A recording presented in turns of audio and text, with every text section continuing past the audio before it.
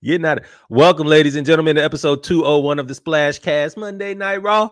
I'm your co-host Reggie. We just finished the mic check. We are here. How you feeling, my brother? I am feeling good. My name is Norwood. I'm the other 50% of the realest podcast in the world. We are your HBCU homeboys. We are here to give you everything that you need and a little bit of what you want. Yeah, feeling good, feeling fine. Y'all Rough know what it is morning, when it comes to the rough morning, but we here. Y'all know what it is when we come to Monday Night Raw. We do our HBCU news around the culture, followed by football. We did basketball in the pregame, and baseball is almost over, so there's nothing to talk about there. Oh, it's over for us. Oh, Charlie Morton, adios, mi amigo. We appreciate Hey you, big man, dog. shout out to you signing with us for a week to retire. That was Right. tough. And we played 71 players this year, most in baseball history. Yeah. So let's get into it. Let's get into That's it. sad. That's Let's just go. terrible. Let's go HBCU. You'll start off with the MEAC. Interesting day. Oh, to say the least, across the board. We're gonna start out with the Norfolk. With Norfolk, who did? Norfolk State. Yes, I don't know. What are you asking? I'm sorry, I didn't. What did you ask? Who did they play? Oh shit, you don't know. They lost or did they win? They lost. They lost, but they kept it close. Give me 1 second while I get this thing pulled up. Well, this is the time for y'all to like, follow, and subscribe. It was a very interesting week across the board. In all football, a lot of these games were a lot closer than I expected, as you can see with the scores. Kind of watched them down to the end. But Norfolk played Wagner. Wagner, yes, correct. They scored 13 points in the first quarter, and then Wagner scored 12 in the third, 6 in the fourth. Michael Vick 1-4, 0-2 in conference. You knew it was gonna be an uphill climb in first year. Yeah. This, I think, if you feel some type of way, it's just because you see what Delaware State is doing. But at that point, you knew it was gonna be a slow build at Norfolk. Give them some time, and it ain't like they playing chumps now. And send them some money. Send them some money. Send your money. HBCUs. Next up, Delaware State versus Sacred Heart. Delaware State continues to be a demon in the running game. Marquise Gillis, 13 carries for 123 yards, 2 touchdowns. James Jones, 9 touchdowns for 97 yards on the ground. And then Jaden Saray, 12-18, 207 yards and 1 touchdown. They fall to Sacred Heart. Jack Snyder had 28-36, 298 yards, 2 touchdowns. It's really impressive. And you just look at Deshaun Jackson's career, you don't assume that he's going to create a rushing powerhouse. He has created a rushing powerhouse in Delaware State. Yeah, apparently his dad or his uncle or somebody was like already is a pretty well-known. I think coach. it's his dad. Yeah, so he this may be new to us, but this was true to him. He already had a plan. And shout out to you. 31 points in the first half. Hey, second half 0. Sometimes you learn on the fly and you got to learn how to make adjustments. They played well. Y'all keep a lookout for Delaware State. They may take over the MEAC low key because we can't stop them rushing. Oh, nah, I'm not gonna go that far. You still got. I forgot about South Carolina State. Yeah, and more. But yeah, they gonna be there. Solid 3. What they could do is right now. You see what the top half is, and then the bottom half just be fighting it out. You could get to the top of the bottom, and then you and Morgan might have you might be able to outmarket Morgan in the future. Is what I think. Next up. The Trick It Off Johnny Award goes to the Howard Bison. They started out up 12-0 against the University of Richmond and end up losing it on 2 late interceptions from Tyreek Starks. I don't know y'all know I want to root for the Blacks, but I also don't want to root for Howard. And after what they did to us, it feels good to see them be let down and whooped in a way. I don't care. Right. Call me Richard Petty, the Intimidator, baby. But yeah, they lost. 129 yards, 1 touchdown from Anthony Reagan, though. Sheesh. Yeah, I mean, they scored 12. I mean, this game. They First had off, it.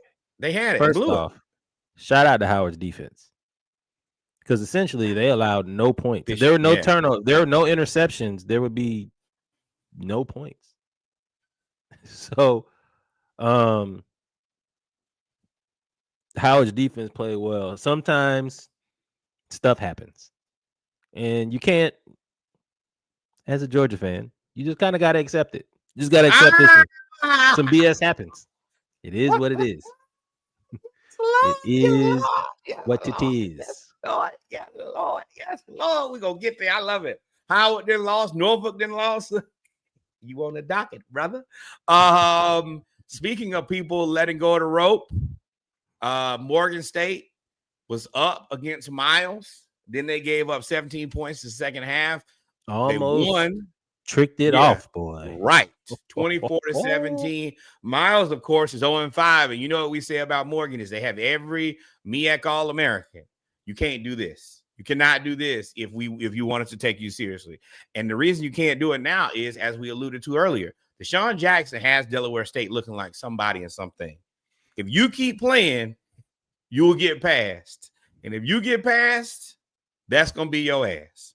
So best thing you can do is figure it out and figigure it out soon. I don't know what happened to this All-American defense to allow a SIAC 0-4 team score 17 points. 0-5 now. Score 17 points to win the game. I mean, to almost steal the game. And that was and then you had to score. Dude, that's a classic. Ooh, boy. You had to score. I don't know what y'all doing over there in Baltimore, but that's always been our thing. Is that the roster looks great preseason? You just never get who can stop. Never get the execution. You never can. They can never stop South Carolina State or Central. Up next, South Carolina State versus Charleston Southern. This is a duel. South Carolina State, I think, is it. They went back and forth. Now, this is the thing. Charleston Southern had lost 14 in a row before this. But we get it. They questionable if South Carolina State should have been in this game as far as the conference goes. But South Carolina State has proven that they're a very legitimate team. Just couldn't close the door. Charleston Southern gets a win here. But I still think that South Carolina State is either 1 or 2 in the MEAC. And Ryan Stokes, 18 and 24, 194 yards, just no touchdowns. Yeah. Oh, but he also had 18 carries for 80 yards and 2 touchdowns. My bad, big dog. What the hell was everybody else doing? Watching? Yeah, Charleston Southern scored with 1 minute and 3 seconds left. And that was essentially the end of the game. Kamarian Bald with 122 yards on 18 carries and 2 touchdowns. 2 touchdowns. Scoring the last touchdown with 1 minute and 3 seconds.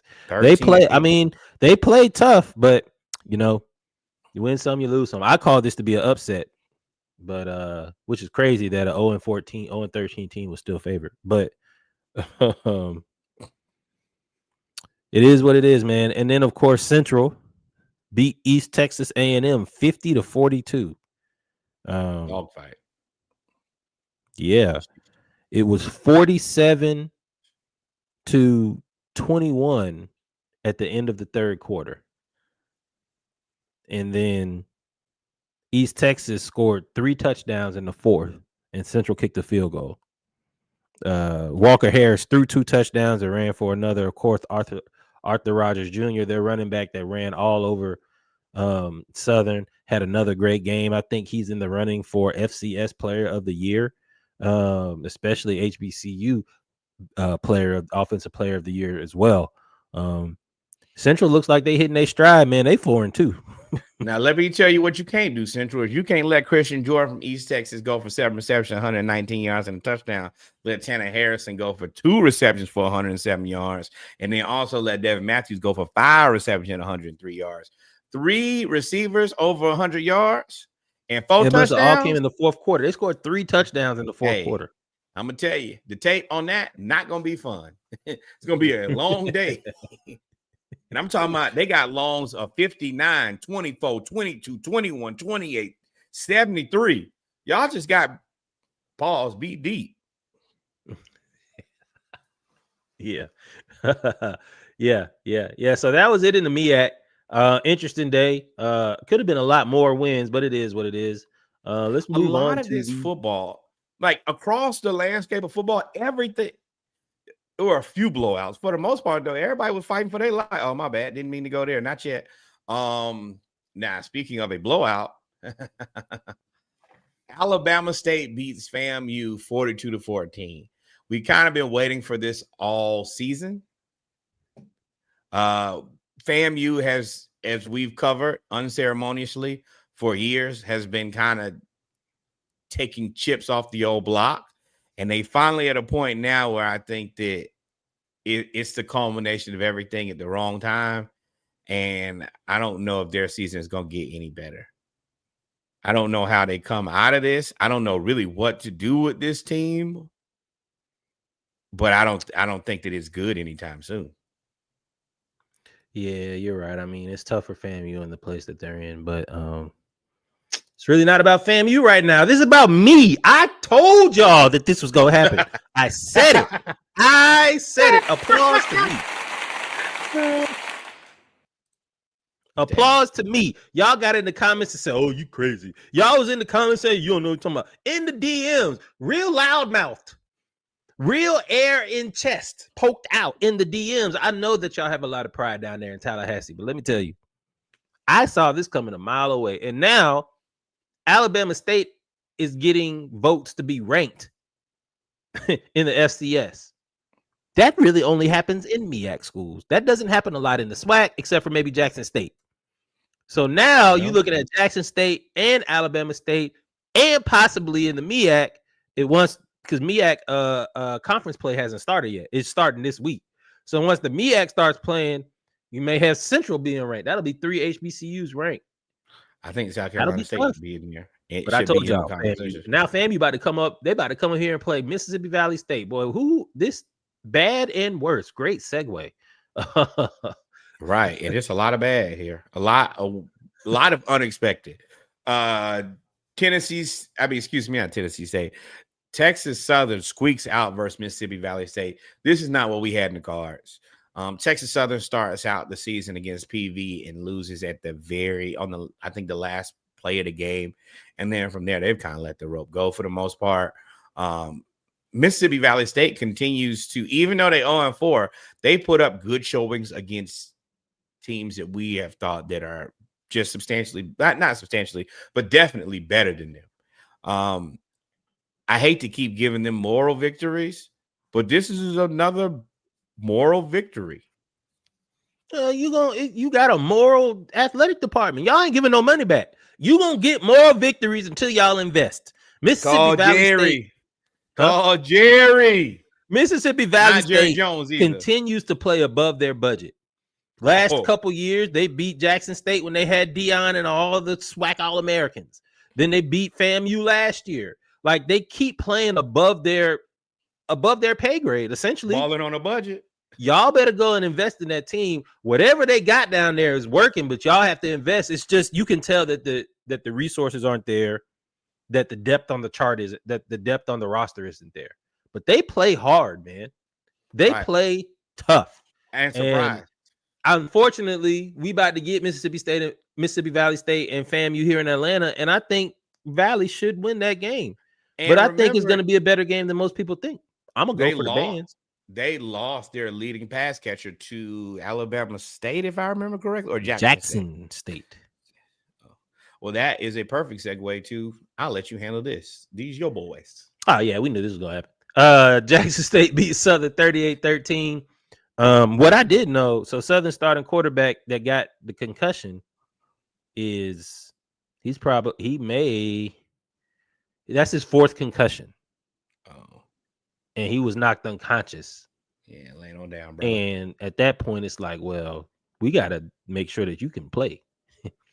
And then, so then Southern also, this is the first week with Coach McNair as the offensive coordinator after Southern fires their offensive coordinator.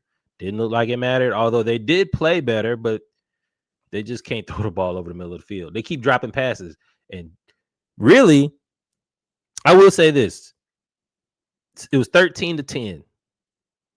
Southern had just stopped Jackson State going into halftime. And Jackson State punted the ball from their own end zone. Southern roughs the punter. 15-yard penalty. 5-yard penalty gives them a first down. Next play, they go 85 yards for a touchdown. Them special teams play well. One special teams play can lose you a game these days. I hate to say it. That's what 1 in 4 teams NFL. We've seen it happen in NFL and the NCAA. One play will ruin your whole day. That's what 1 in 4 teams do, dog. Jackson State just didn't beat. They are an explosive offense. Now, they do have a running back, number 27. Let me tell you. He was walking all through Southern.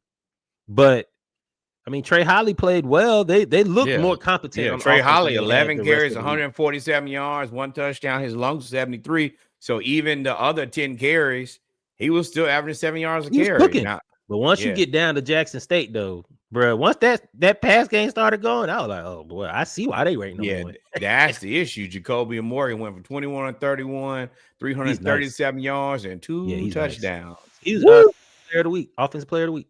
Hey, let me tell y'all going to have a long day of watching tape, too. Nate Rembert, 5 receptions, 102 yards, touchdown. Jamal Gardner, 7 receptions, 96 yards. Janalen Dupree, 5 receptions, 93 yards. Bro, that's almost, once again, 3 receivers almost at 100 yards. You're going to have a bad day. He threw for 400. You could have had a 4th. And they ran the ball. Once they offense started going, once they roughed that punter, it's like it woke them up. And they just, you see that. So they ain't scored no more. And they scored a lot. So that was the end of the game. It was a fun weekend, though. Battle of the Bands. That was tough. A lot of talk, smack talk. You're right. Started out 17-13, and they ain't looked back. Nope. That was it. That was that. So, but shout out to TC, man. He's got him coached well, man. They are explosive. And them State, which I believe is next week, is going to be a fun one. For sure. In surprise news, Alabama A&M upset by Bethune-Cookman. Of course, Alabama A&M is 3-2. They're now 0-1 in the SWAC, and Bethune-Cookman is 1-0 in the SWAC. It really looks like nice things, Alabama Bethune won this in the second quarter when they scored 20 points. They scored a touchdown in every other one, but yeah, them 20 points the second quarter kind of did it for them. This is off a big win for Bethune after they just beat Edward Waters into submission. Probably might have been riding the horse a little too high. So I would say it's unfortunate, but we like to see the underdogs, especially Bethune and everything that they've been through. Breaking news. We will be. Hold on. Oh Lord. How do I change the view? This is not what I wanted to do. That's not the one. Change the view, Norwood. Change it what to you just trying? us. What? Okay, this is us. Tyreek Hill dislocated his knee. Just happened. The report says they fear he dislocated his knee. Let me tell you something. You know whether the knee is dislocated or not. There's no maybe it's out of socket, which means he could be out. Hospitalized. The season. Hospitalized. Not a locker room. Hospitalized. Wow. Sorry, y'all. We're going to get back to the SWAC. It's a couple more games we're going to talk about, but wow. Live reaction, right? This is why you live stream. Live reaction. Tyreek Hill. Dislocated knee. As I'm losing in fantasy. Out for, and that's what you say. Hey, bro. Because Tyreek Hill career in jeopardy. I'm losing in fantasy, though. Well, of course I don't, but I was monitoring. It's Dobbins, Achane, and Tyreek, and I got Waddle. I need Waddle to score a time or two, and they up. So they definitely not even gonna throw the ball to Waddle. No, I went in by 54 points. My boy, your boy got Justin Jefferson and Drake London and Jordan Love. and Debo Samuel. But yeah, Mhm. back to my bad. Back to SWAC. We can go back. Do you go to SML Media or which one do you use? No. It's here. There we Just go. that one. Okay. Um, But yeah, but though Alabama and bruh, you can't have nice things. We've been talking nice about y'all. We've been bragging about you to all the neighbors. We've been showing off your report card. We've been saying that he been working hard in the summer. You go up there mhm. and fail the first test. It wasn't even pop quiz. You knew Bethune Cookman My wasn't good. money up. Now I can't re up. What y'all doing? What Though y'all I doing, mean, man? Y'all the better get it good together thing because let me is, tell you, yeah, Jackson State and Alabama ain't playing no games. The rest of the good us struggling. the good thing is it's your first conference game. You can bounce back. But you don't Yeah, have any more room for error. Ain't no more games to be played. Ain't no oops, my bad. Oops, I did it again. No Britney Spears, brother. It's over. yeah. Speaking Everything is in of front of you. You right. oops, I did it again. And they in Alcorn the Wake loses. East. Yes. Alcorn loses to Pine Bluff. We didn't pick this, but Alcorn is 0-4. This is not good. I didn't think that Pine Bluff was gonna be that good, but 0-4. Hey man, they ain't gonna let you keep going over, brother. You better figure that Alcorn out. 0-4, Southern 1-4. I I didn't see that. I didn't see Alcorn being 0-4. I didn't see them Now, losing to Arkansas Pine Bluff. this But is the again, thing. Pine Bluff always shock people at the beginning of the season, though. This is the thing that could make or break them is they play Prairie View, which is they play solid. They haven't played like world beaters. They're a reasonable team, but you could beat them. Then they play that Lincoln, California team. You should be able to beat them. FAMU was vulnerable. Mississippi State, you should have you going into the game. You should have a strong chance. Texas Southern can be beat. Southern can be had. Grambling can be had. So all the games that you play going forward, you have a puncher's chance, but you must throw your punches. You must knock them out. I don't I don't know what I'm just like in the MEAC. It's Alabama State and Jackson State, and whoever's in the West, we don't care because one of them two teams is gonna beat them. So at this point, it's two teams in the SWAC for me. Everybody else, y'all gonna figure it out. I am still looking at you, Alabama A&M. I'm still looking at you, Texas Southern. Very interesting, Bethune. And I'm still looking at your Prairie View, but y'all got a lot to prove, even though y'all beat Grambling. Grambling, woo, state of Louisiana is in dire straits right now. But this is the thing. Christian Peters, 20 and 32, 323 passing yards. Bruh. He ain't see a pass he ain't like. Let me tell you. Defensive backs getting whooped. Like, Whooped. And then, yes, Prairie View over Grambling. Prairie View, very consistent. One touchdown in every quarter. Tevin Carter, 9 and 21, 98 yards passing. Larniga McDowell, 10 carries, 98 yards. Just a consistent game. I don't talking what about Prairie View? doesn't oh, there's the answer right there. Grambling lost because quarterback threw 3 interceptions. Yeah, yeah, That yeah, will yeah. lose you a Oh game. yeah. For sure. The Southern University transfer, T-Set. You remember him? Yeah. Oh, and on top of that, 2 more fumbles. Okay. There it 5 is. turnovers. That's T-Set that transferred from Southern. We thought he was gonna be like great, but he couldn't hold off the other quarterback who now actually is not playing because of his concussions. Yeah, but that tells me that's an offensive line thing. He threw the ball 43 times. Correct. That's crazy. You threw the ball 43 times with 3 picks, and they just kept throwing the ball. And the crazy thing is, Prairie View's quarterback was 9 of 21 for 98 yards. This was an awful game. But Prairie View Correct. had 37 carries for 224 yards and 4 touchdowns. Hey, you got what you got, and that's what you got. Nothing more, nothing less. Turnovers will be the death of you for sure. For sure. If there will be anything that will be the death of you, it will be turnovers. Yes, Speaking sir. of the Yes, death sir. of But, you, ladies and gentlemen, we've come to the end. Oh, wait. Did Hampton win? no, we lost. We got stomped again. Stand by you. Empty loss. So the A&T though. Piece to the We sky. looking for a new coach. We looking for a new coach. If you know a coach, we need it. We'll have another discussion on that because you know the NFL players gonna come calling, including Edward Reed. They're not calling us, and definitely not Ed Reed. I had this conversation off the record, but Ed Reed and Hampton don't mix like oil and water. Not a chance. And you know them old people, the last person that Edward. I saw your video on the internet. I don't think we're gonna go in this. Now with all that scandal we got going on right now. Ladies and gentlemen, we'll be right back. We're gonna take a break. We could have had Vic. You got to cut. We good. We'll be right back. We have our college football segment next. No, we got a dance party. Is what we got. We got a dance party. Bring your shoes. Don't worry. Dance party.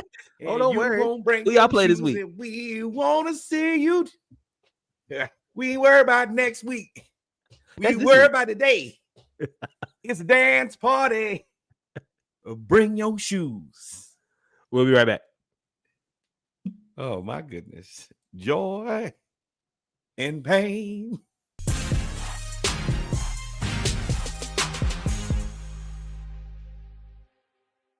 And we are back, ladies and gentlemen. Norwood was on mute. We are back with our football segment. You saw it. You saw it. I was just so overwhelmed with joy. We are back with episode 201 of the football segment. Y'all know what it is. Make sure you like, follow, and subscribe. Splashcast and Dive Team Media. Got a lot of shows and a lot of projects on the way. I guess we're going to start where Norwood would like to start. Or you want to start? I'll let you talk, and then I'll go ahead and actually give some analysis. Children of all ages. The moment that we've all been waiting for. The peace, the happiness, the joy of the collapse of your Georgia Bulldogs. That's collapse. I look at that differently than you do, but yes. Because I'm going to tell y'all, I don't think, and I'm not going to belabor this point, I'm going to give Reggie a chance to talk about his team, and they lost. But I don't think that Ty Simpson is a very good quarterback at all. No. I think that he is god-awful. We saw the true Ty Simpson in the second half. This ain't about the really Alabama to me. It's not about the players. I think that he is a scam, and I think that when they fall apart, because they will surely fall apart, it will be Kalen Dolbear, whose head needs to roll for continuously rolling out that kid at quarterback when he is unfit. Now, you losing to him, that's a you problem. And I want to hear what you got to say about it. So I digress. And I'm mute up. So where do I start? If I know, first of all, I appreciate all y'all for joining the live on Saturday night afterwards. I was tequila drunk. The dogs keep having these slow starts offensively, slow starts defensively. And it gets to the point. What are you doing?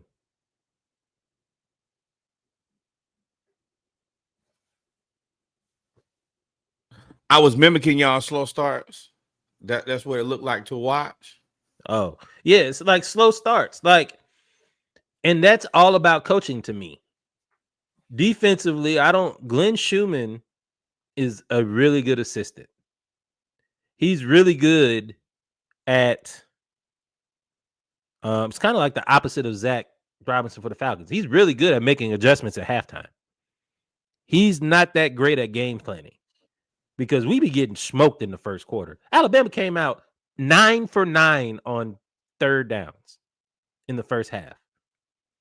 And I was like, okay. And it's not like they actually could not run the ball, which was even crazier. because Kirby is a defensive back coach by background.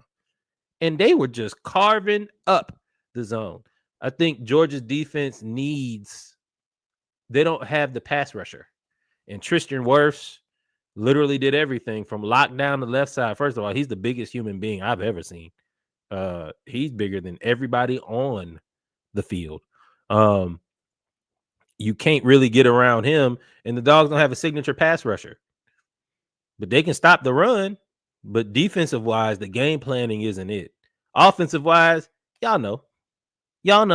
I done said it before we had a podcast. I think ever since Norwood has known me, this is the most consistent message I have ever had. Mike Bobo is a terrible play caller. He is terrible. He's awful. Him and Billy Napier should both be fired. They should go back to FAU. I'm talking. Don't bring Billy. Don't bring Billy. No. We on the couch together now. Now what you say, Billy Love Company? We on the couch now. So you know how many times I said that on Saturday? I said, "Hello, my name is Misery, LSU, Georgia. Y'all is the company, baby." So you gotta. They can go. You stepped on my joke, but Billy Napier and you did. Billy Napier and Mike Bobo can go somewhere else and run the tunnel screen forever. They can do that, and that can be the main 32 plays that they run: tunnel screen and draw. The coaching was so bad offensively, and it's not like it was bad during the whole game, but the coaching was so bad offensively that Chauncey Bowens is averaging 10 yards a carry, and on 4th and inches, I have no problem with you going for the win down in the red zone, down 3 against your nemesis. As I said before, against your nemesis, you 1-6. Like, you going for the win. I get it. I was with it. I was like, yeah, go for it. Put them out their misery. Our defense is playing lights out. They hadn't allowed any points in the second half, which is crazy. But then you give it to Cash Jones. What you doing? Chauncey Bowens is averaging 10 yards a carry. No explanation. Don't understand that. So then you get the ball back because the defense holds them to a 3 and out. And on 3rd and 9, you throw the ball backwards on a screen. Another bubble screen. Not to Zachariah Branch. Not to the 5 stars, although he did drop a touchdown. It is what it is. All of that. You throw the ball backwards on 3rd and 9 to Cash Jones. Or was that London Humphreys? Whatever. What are we doing? Mike Bobo? And y'all keep getting in the comments saying, oh, he came back to beat Tennessee. I said Mike Bobo has never beat a team we weren't supposed to beat. Tennessee, we supposed to beat Tennessee. Texas, we were supposed to beat Texas. Our defense was all world again. Just like they pretty good this year. Alabama is the team that we are not supposed to beat. Obviously, we 1-6. We weren't supposed to beat Florida. You know who was the coordinator then? Mike fucking Bobo. It's at this point, Mike Bobo couldn't beat South Carolina with Steve Spurrier. You remember that? Couldn't beat South Carolina. Couldn't beat them. And y'all keep telling me that I'm speaking wrong. Okay, cool. That's why I got Falcons at. At least we won. These Falcons won. But I'm not about to sit here and try to convince y'all. We done with convincing all people. This is how I feel. This is what I said. Bring back Todd Monken. Bring back Will Muschamp. Musk. Muschamp, not Elon. Muschamp, come on back. Come on back to Athens. You and Kirby best friends. Y'all cool? You know what I mean? Come on. Come on back. I will say this, though. Y'all have to do better on the offensive side. Offense. Nope. We're not going to do better. It's not going to happen. No. When I say do better, I mean also from a recruiting standpoint. I have told y'all since really last year, but double down this at the beginning of the season. Gunnar Stockton is not good. I mean, well, yeah, they have the number 1 quarterback in the nation. You got to get him there. When was the last time? And I think we talked about this last part. When's the last time y'all had not a serviceable guy, but a good guy at quarterback? What do you mean? When was Like the last time y'all Matt had a Stafford, good? Matt Stafford, or Jake Fromm, or Stetson Bennett? I mean, they all are. No. Stetson was a good quarterback. What do you mean, like an NFL quarterback? Is that what you're trying to say? What I'm saying is, when was the last time y'all had a quarterback that was probably top 5 or 6 in the SEC? Stetson Bennett. What do you mean? You mean stats wise? What are you? No, I'm What are talking you about trying to actual, infer? like, I don't think that y'all's offense has been good enough, minus the running back position, over the last really probably 5 years. Y'all not really making the receivers that y'all used to have. Quarterback position is extra questionable. And even the guys who are good, I think Well, the stats. Georgia I historically think, been a tight end and running back offensive based school. So we've yeah, always but put in tight ends, offensive linemen, and running backs. Georgia's never historically had a lot of great wide receivers. You had AJ Green, Hines Ward, but you didn't have Terrence maybe Edwards. Muhammad Massaquoi. But I mean, that's Muhammad Massaquoi. You're not gonna get like your Julio Jones. You don't really have those. But Like I Bama think, kind of spoiled a lot of people. But quarterback wise, I don't. Who but I had even, that? Who's had that? I mean, Florida ain't had a. Who's y'all quarterback that you can go back to? Tim Tebow? no, y'all gonna kill me for this. Kyle Trask. Sure.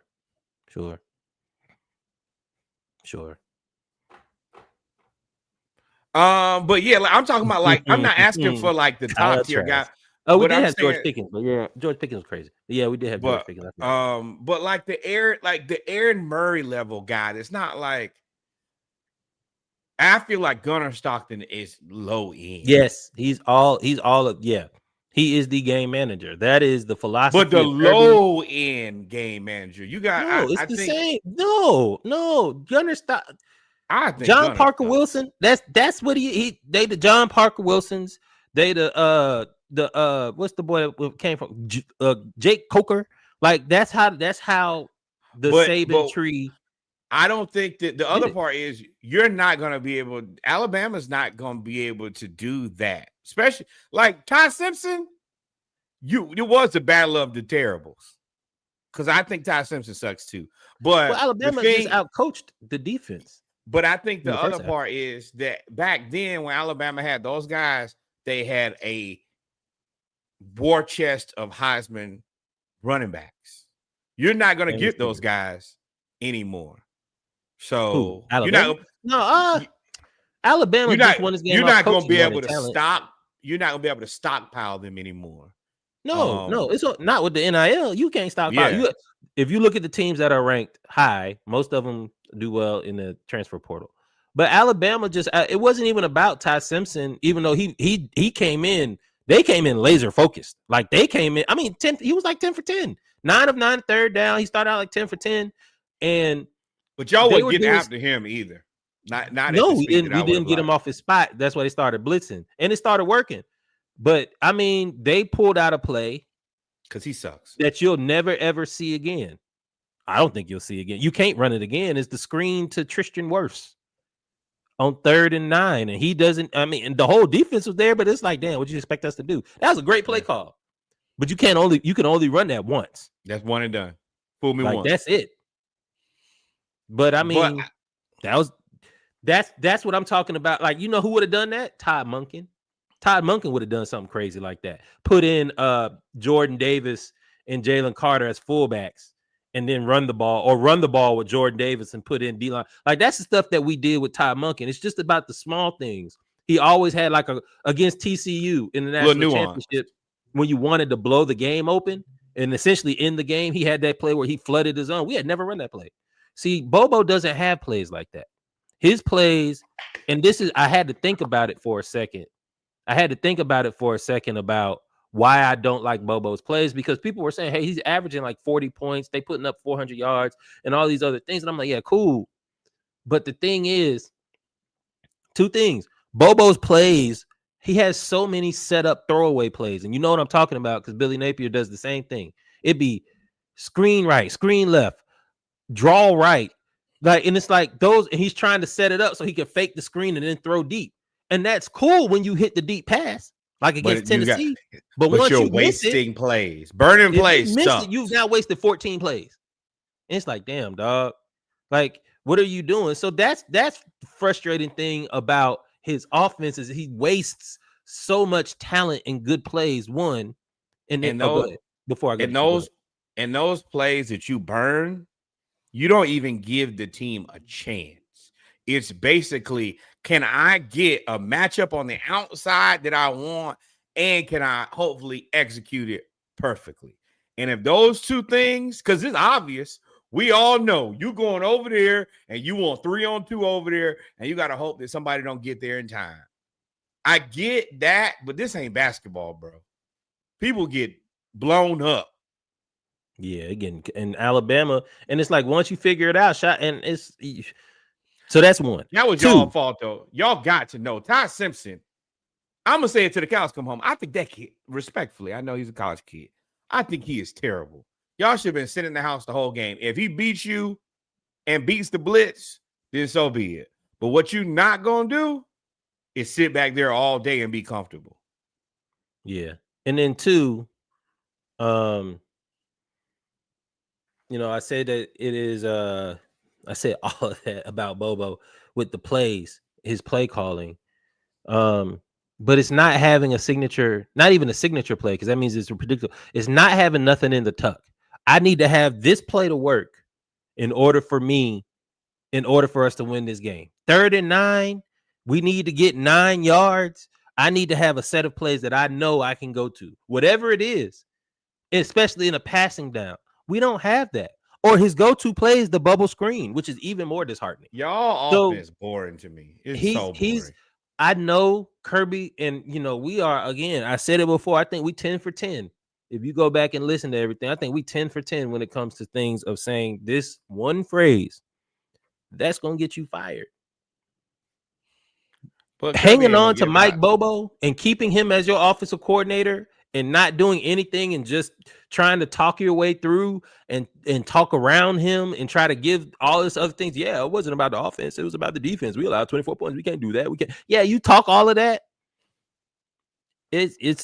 You're not going to be able to get receivers to come over there. You got Zachariah Branch just wasting away in Screenville, and you're not going to be able to do it. And people going to get sick of you because now they got one of them in Georgia too.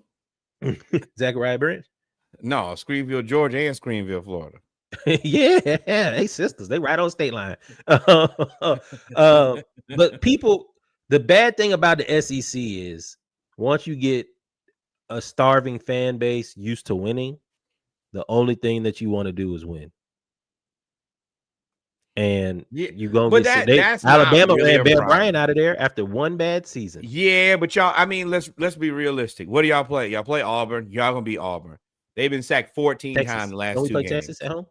Yeah. Then you play Ole Miss, which is tough. And we gonna get there. That's a good troll. Y'all gonna be Ole Miss. Ole Miss ain't gonna have the same motivation that they had versus LSU. Y'all gonna whoop Florida. You're gonna beat Mississippi State. Hey man, don't be weird. Hold on, Guzman. Don't be weird, bro. And then y'all play Texas. Y'all are better than Texas. Y'all gonna destroy Charlotte and then Georgia Tech. Y'all be okay. Even if y'all scary. No, it ain't. When y'all put hands and feet on Haynes King, he don't get tired of that. And he been getting hit all season too. That's the one thing about what he does. It hurts. Pause if applicable. Hey, yo, my boy, whatever I said. But yeah, all in all, again, the Dogs have everything in front of them. Oh, I forgot about getting to it. What? This. Okay. This all in all, all in all, the Dogs have everything in front of them. Boy, that look like Arch Manning, don't it? When I tell you it, you know how frustrated it is for this sorry mofo to be the in the actual photo. He is. They did nothing in the second half, which was even more frustrating. They did nothing. You gave the ball to Cash. Y'all should have been blitzing all game, and anybody playing Ty Simpson, hey, blitz him. We gonna see next week. It's your man's. Your man's plays him next week in Bama. So you don't know what I'm talking about. I'm about to look right now. Alabama. Diego. Oh, Pavia. They ain't got enough. They ain't got enough. They ranked higher. They undefeated, ain't Y'all know these rankings be bullshit. Come on now. I hate when people are like, well, you know what the rankings say. The rankings is lies. Let's go right on here though. This Shout out to you, now Lane. Another 6-pack for your boy. Told you. Take the over. he did. This game is different, and I'm gonna tell you why. Do I think the LSU is better than Ole Miss? Absolutely. Brian Kelly, I don't even really blame you for this. This is a situation where my daughter's boyfriend plays for the other team. I have to exert dominance in my household. For y'all who don't know, Lane Kiffin's daughter dates one of the Weeks brothers, and their entire family plays for the LSU Tigers. And whatever brother was with said girlfriend took this picture before, and they asked Lane about it, and he said, "Take the over." I said, you know what? We both picked LSU, and I said, you know what? I'm going with Lane just because he said that. Yeah. And I get it. Sometimes you got to get peace out of confusion because you need to. Hey, you still call me daddy. I'm your daddy. And don't forget it. That little boy you dated in college, tell him to come on to the game. After this game, we can talk. Son, you took that L. That was my sole motivation for this. And I think that's why Ole Miss won this game. Brian Kelly, I think that there are things you could have done better. I think the LSU is a solid team. I think the Ole Miss is a solid team. But when you start playing with people's family, specifically people's daughter, as Reggie, two-time girl dad, understands, sometimes violence is the only answer. And the piece was definitely gotten out of confusion because she was on the field dancing with daddy and her brother after the game. Which dancing with my father like Luther, boy, let me tell you. He knew. She knew. She was like, you know what? I see where the butter comes for the bread. It's over here, dog. It's over here. Right. I do want to ask, though. I don't really have any analysis for this game. Other than, I mean, it was a good game. It was just a good SEC game, to be honest. It was a great slate of football, honestly. Even y'all's game was great. Came down to the end. This game come down to the end. Is Nussmeier overrated? I had that discussion during the game. He didn't look like he looked in the first 2 weeks. The first 2 weeks, the last 2 weeks, he's been shaky. He looked like I was like, man, and I told you, I came right on the show and said, hey, man, this guy looks like he's the NFL guy. He looks NFL ready. And then he didn't look regular ever since. And, I'm a firm believer with more information, I'm willing to change my mind. I don't know who the quarterback that you want is now. It was Mateer, but now, shoot, he broke a bone in his Yeah, he'll be out for a month. But and I've talked about this for a couple of years about the deficit of quarterbacks leaving college coming to the NFL. And this year was supposed to be the year where we thought that we would have a surplus of guys since the last 2 years have been kind of short.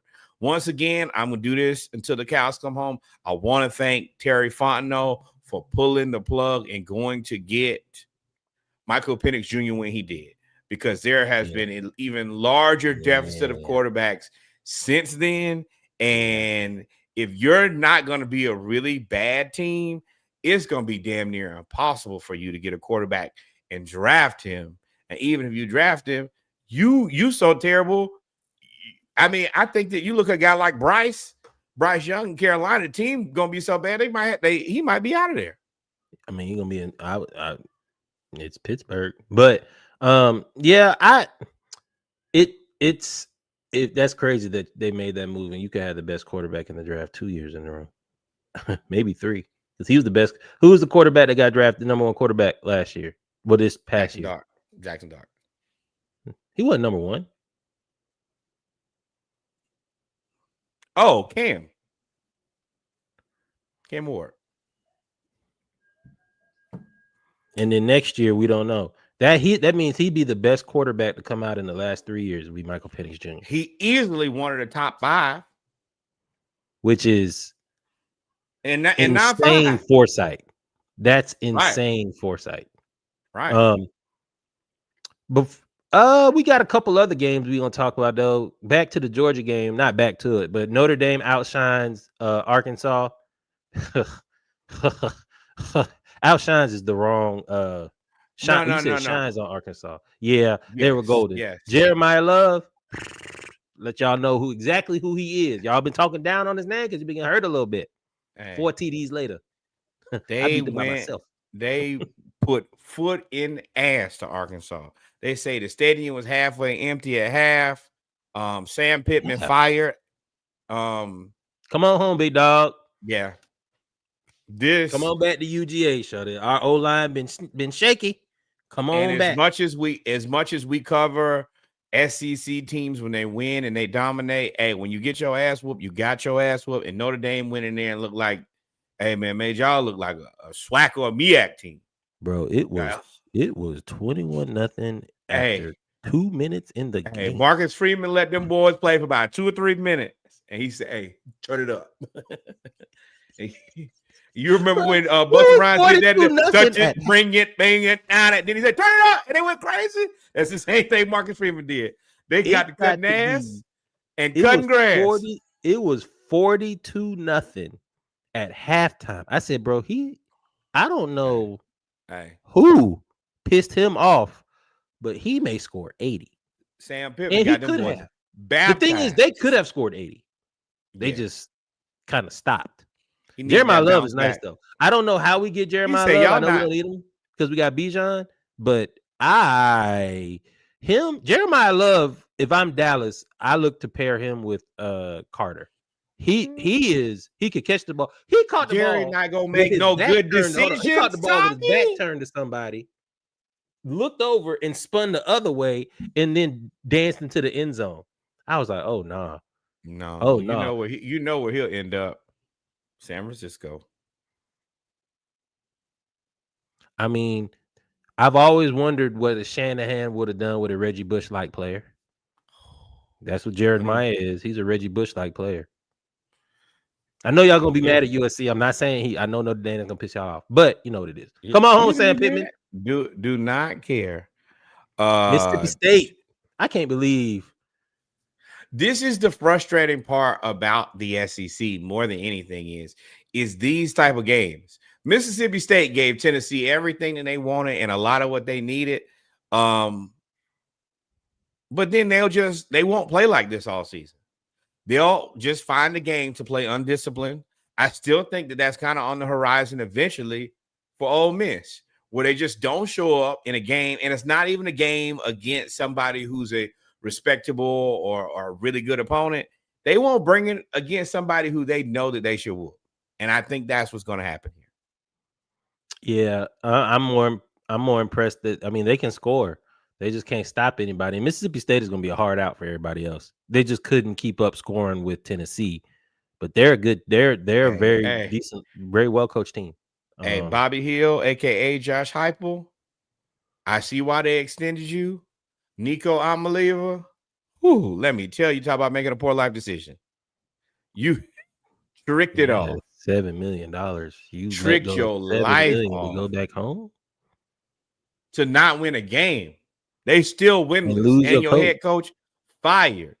Everything. Which means they're gonna get you out of there because this is semi-pro. Let this be a cautionary tale. Everything ain't negotiable.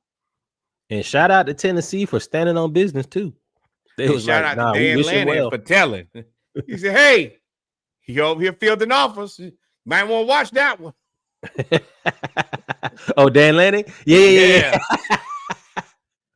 I don't know if you know, but your boy, he out here in everybody text messages.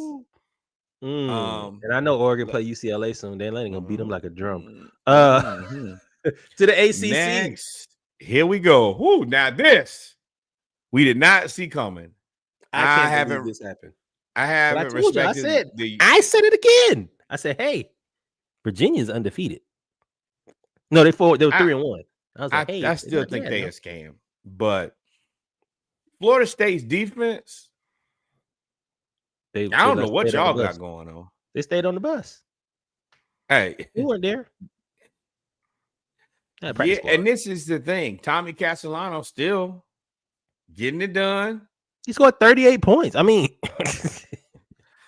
and I mean, if you look at quarterbacks, he probably the guy. Now he did throw 2 picks, but he also had 14 carries, 78 yards. He might be the best quarterback in college football right now. From Waycross, Georgia. I ain't know he 5'11 though. no.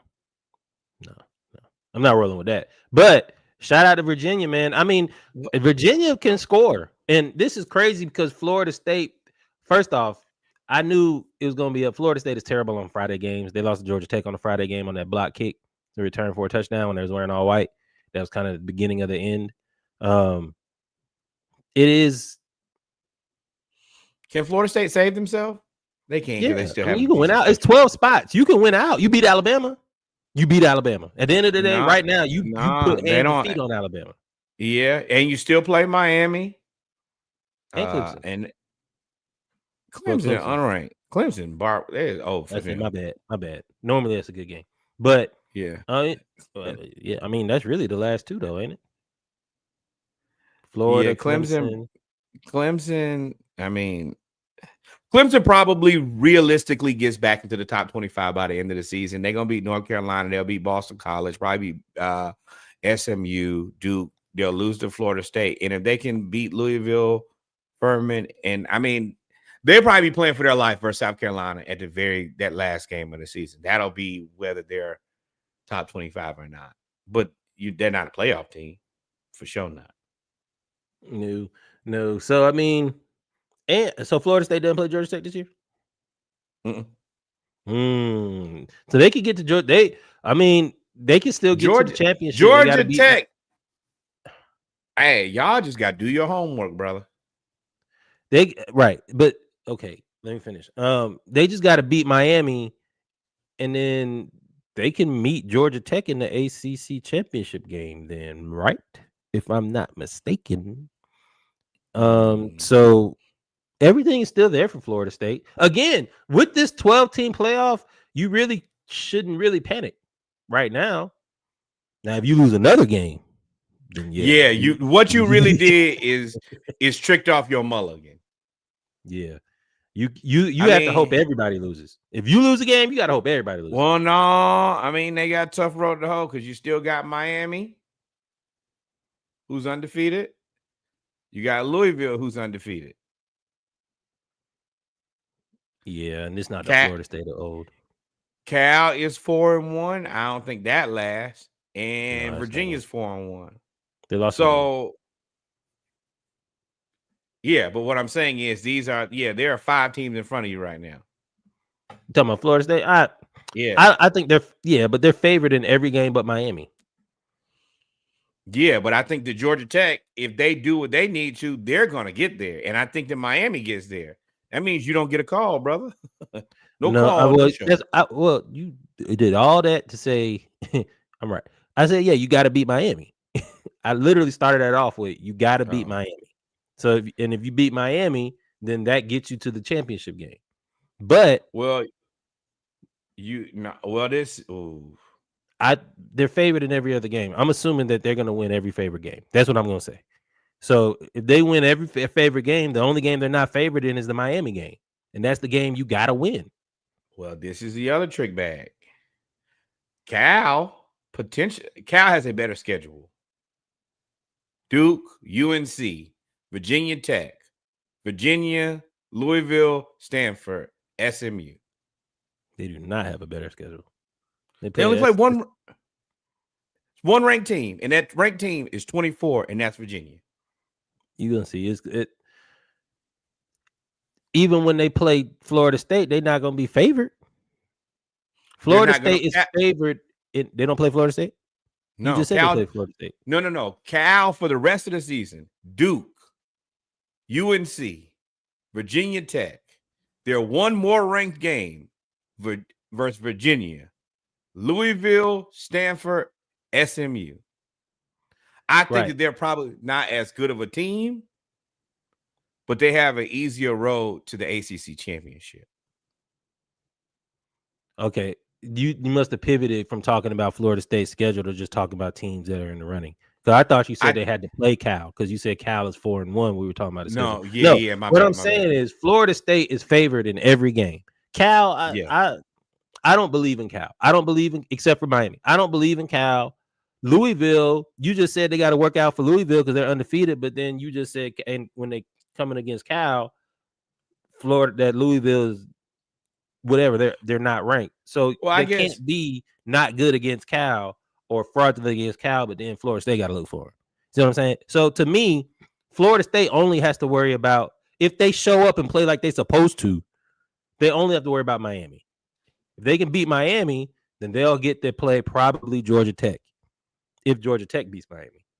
Or they'll go to a rematch with Miami. Either one. But the ACC is interesting. What I didn't think was that Georgia Tech was going to be the powerhouse because they beat Virginia. They beat Wake Forest. And they came back to win that game too. Wake Forest, that slow mesh. Told y'all about that slow mesh. It's a reasonable potential that Louisville could end up with 2 losses. Florida State. Tight. Yeah, they could end up with like a 3 or 4 way tie. Yeah. Because Cal, That's why I said it's still ahead of you for Florida State. You just got to win.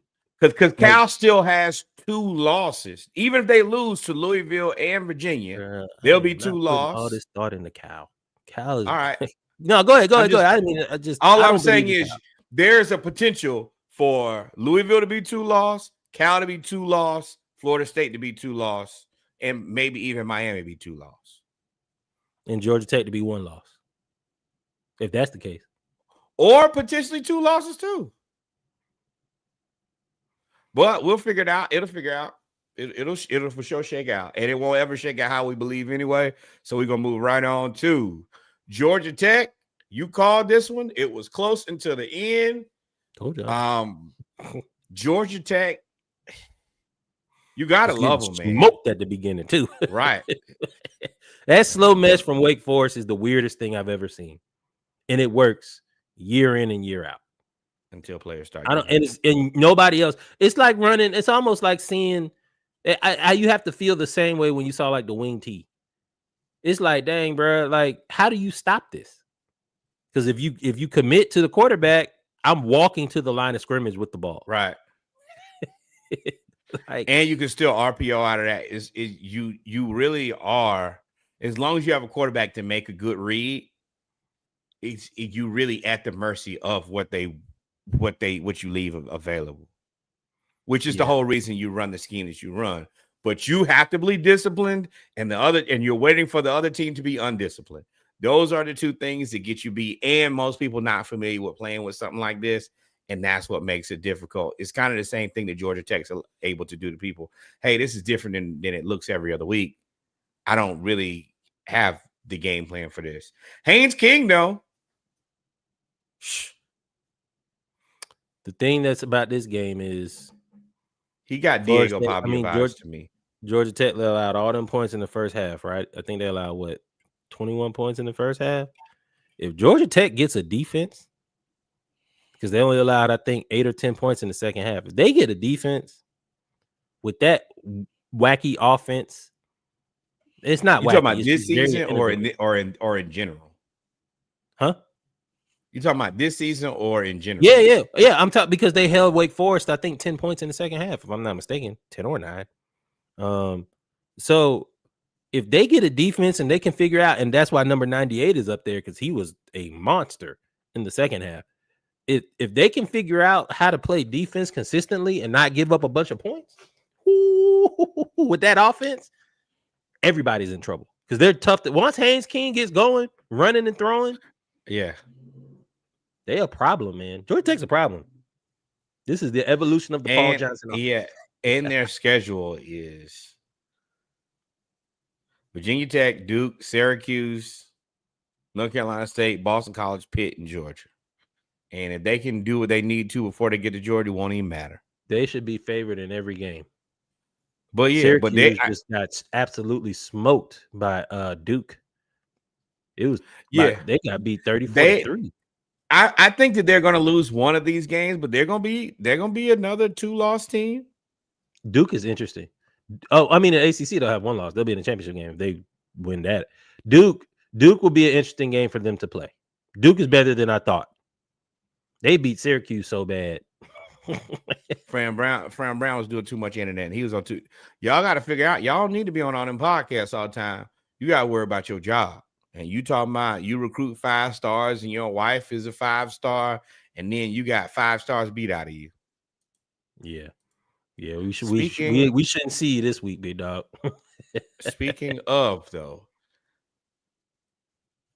great game. excellent. Great game. Oregon beats Penn State 30 to 24 in double overtime. I watched this game. This was really a good football weekend. Shout out to I told you all of these games close. They came down to the end. They gave you everything you could have asked for, and just didn't work out. James Franklin. I don't even know what to say to James Franklin, but bro, did you see him standing there? He after the game, he stood in the same spot on the field as he was, shook everybody's hand and gave all the players a dap and all that stuff to get off the field. He just stood there for like 7 minutes. What else do you do? It's like I get here every time, and they played a good game. It's not like he coached a bad football game or he even coached a bad team. We just couldn't get it done again. And like you look at Kirby Smart, and they always be on him about, well, you always lose to Alabama. Well, at least it's just that one team. It's like James Franklin against whoever is at the top. You don't got it. And I don't know. I don't know what to say. It don't look good though. For sure it don't. Well, I mean, Dante Moore played a hell of a game, man. He threw for 250 yards, 3 touchdowns, ran for another 82. And Drew Allar, another person that has not really been great this year. Nope. 14 to 25, 137, 2 TDs, 1 interception. Now, I mean, it's also difficult to say that when you're playing against Dan Lanning, because Dan Lanning is a really good defensive player.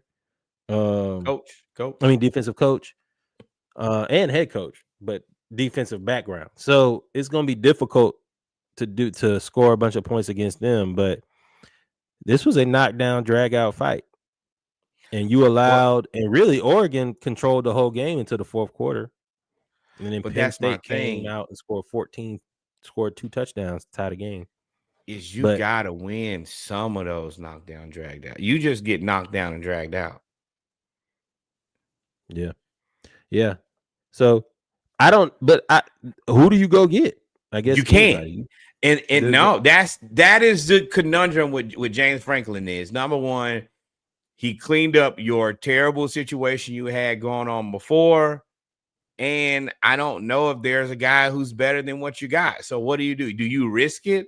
And I mean, you saw Mike Gundy finally got fired, but it's like, how do you even justify firing a guy who's been this good? Mike Gundy wasn't good. Franklin. I mean, that part. But what I'm saying is, it's going to be difficult for them to find somebody as good as Mike Gundy unless they want Zach Robinson. We would love to have him go. You're in Mark Richt. You're in the Mark Richt era. You've got to figure out. You got to wait on somebody.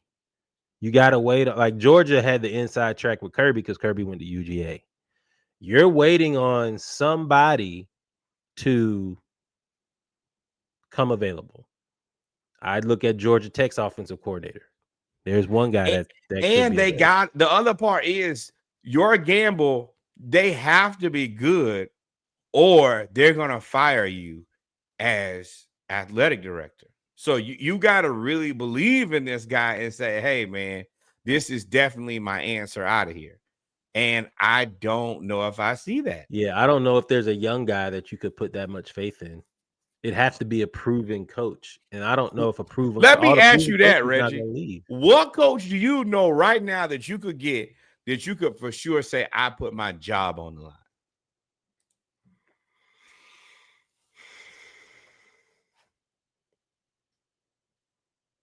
I would put my job on that's available, that I could get, that I could convince to come to Penn State. Penn State is And not put a your bigger job on brand the than Texas. line. How you So feed Steve your family. Sarkisian is not it. You would have to find somebody. You're not getting Steve Sarkisian? No way. Not from Texas. That's why I said not from the brands No. are synonymous. Yeah. You have to be able to take them from somebody, ideally whose brand is smaller than Billy yours. Napier. Sure. I'll let y'all get Maybe clearance. no, Cristobal's a Miami guy. Yeah.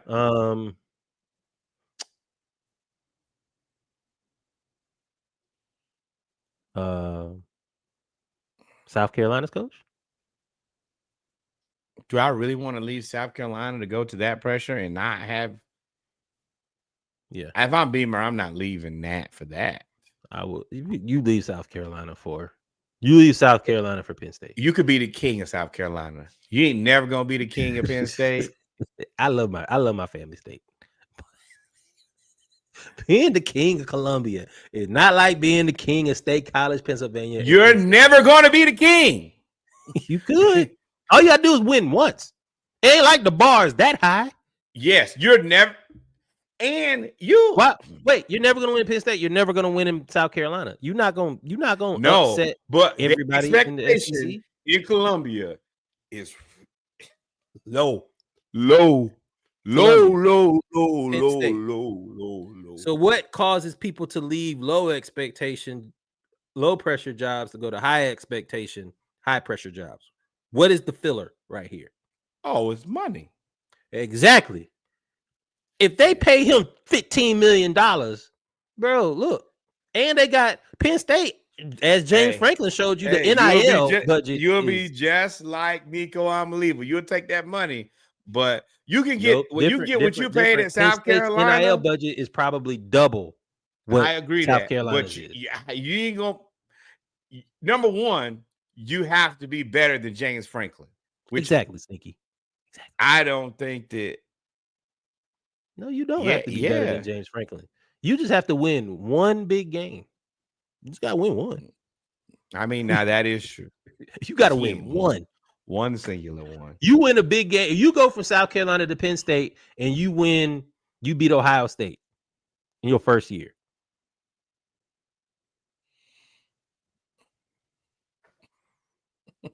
You're a believer. He left his money with him. But hey, you know what? This ain't my problem, and I'm not here to figure it out. But hey, cheers to you in another fantastic game. Illinois versus USC was everything you could have asked for. I think that these two teams that are pretty equally yoked. I think the Illinois, I do give them credit after what they got the week before. They showed up in a big way. I think that this is closer to what USC is. I think that both of these teams are probably somewhere between 20 to 25 as far as their ranking. It's a good game to watch. I enjoyed it. Yeah, I was right again. I told y'all that Illinois was going to beat USC. I told y'all that Illinois was going to come out there with a bad taste in their mouth because they had just got beat 63-10. I told y'all all of those things. They're going to get beat like that again, though, because they still a scam. I told y'all it was going to happen. And I told y'all that USC don't have, there's always something missing. They don't have enough on offense. They don't have enough on defense.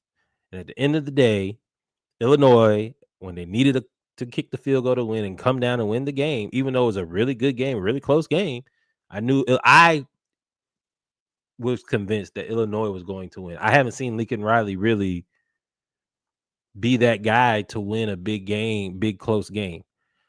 So the question is, how long does USC stay with Lincoln Riley? Does Lincoln Riley leave USC to go to Penn State? I think that this season probably.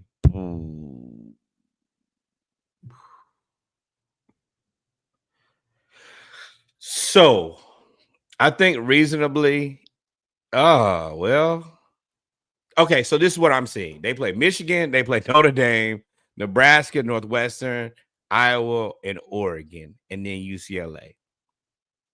Oh, I you talking think about if Illinois? they Or you talking? Who you talking about? USC, Oh I yeah, yeah. don't think that you can fire him if he loses to Michigan, Notre Dame, and Oregon. I think that all three of those teams are better. So I think that you would give him another year because the only teams that he lost to were teams that he was supposed to lose to. Sounds like there's a lot of people in the fail clutch. It's a lot of Yeah, people in the fail clutch when it comes to I coaching. yeah, but you gotta the opportunity cost. If I get rid of him, then what can I get? And it sounds like a lot of teams you could risk it, but we also don't have that many coaching candidates that you think are better than what's on a lot of these staffs right now. So as much as you're looking Yeah, at opportunity, you could also look. It could also go the other way. it's a lot of coaches that call the plays, that run the defense, that are head coaches. So it's hard to get a assistant. That's why I keep saying Georgia Tech's assistant, because he came up under Kirby, and he's from the Alabama tree, and he went to Georgia Tech All right. and Let me became, and tell now you see y'all, that offense. everything on the Alabama tree ain't good. Let me Who? tell you, somebody Who? who plucked something off that tree, Oh yeah, and it Napier. must. Y'all picked the Yeah, one leaf. They showed all them no, assistants from that. Y'all picked the one coach that would. I'm talking about we got the bruised up fruit off the ground, ain't worth nothing. Just Oh man, what another great game. BYU and Colorado. Another great game. I think that I can't remember the last time that I've watched football and there have been so many games that have been decided by 4 or less points. I feel like it was 30 this week. But BYU continues to roll. Colorado is struggling. I do Yeah. think that Dion is going to get a mulligan for this year because of his health issues. But the thing that I think that we've known that we've had to watch is he going to be able to develop a quarterback that's not his son? And I don't know the answer to that yet. Caden Salter is a transfer, and I believe he's a senior, so ain't gonna be that much development with him. Um, I don't know. If I were Dion, I would. You don't want to throw Juju out there if he's not ready. But Caden Salter never throws the ball off a 3-step drop. He never just drops back and throws the ball. He It's got a almost lot of Shador. like Shador at least could 1, 2, 3, 4, 5 plant and throw. I didn't see that with Caden Salter at all. I may have missed it because if y'all let me know if I was wrong, and because I was changing channels. But Caden Salter, it's like, you know how they say kids, Steph Curry ruined basketball because kids all they want to do is shoot half court threes, so they think they Curry. It's kind of like that with Patrick Mahomes in football. He's trying to be throwing off like Dylan Raiola trying to be Patrick Mahomes. Like he's throwing off schedule sidearm stuff into the dirt Unconventional throwing angles. and throwing on And the run. And it's like, well, yeah, you didn't need to do that. Like you could have just went to you 3 through not the slant him, and you was brother. fine. You're not that guy. So that's where Dion is. He doesn't have a proven quarterback. I don't know if I wouldn't play Salter anymore, unless he can figure And I out hate to 3-step tell you, drops. this schedule is not getting better. You Yeah, play they're the gonna be cooked. TCU, they're gonna cut your ass. Iowa State, you gonna lose. TCU lost. Yeah, not to Colorado. No, I'm just saying they lost. Yes, they're not gonna lose to Colorado. TCU, Yeah, Arizona Iowa State State, 4-1. Utah, Arizona, Arizona State. You can lose 3 or 4 more games. Now, I do think you're gonna get a mulligan because, like I said, you got so much going on. I can honestly see. I can see him getting out of there. Penn State?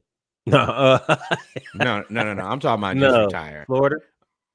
Piss No, everybody off? retire. No, just retire. Yeah, I mean he could, and then just say I'm gonna go back to Florida and I did. kick it with my I son. got my son into the league. It was great to play. It was great to for what I did in Colorado for this little bit of time.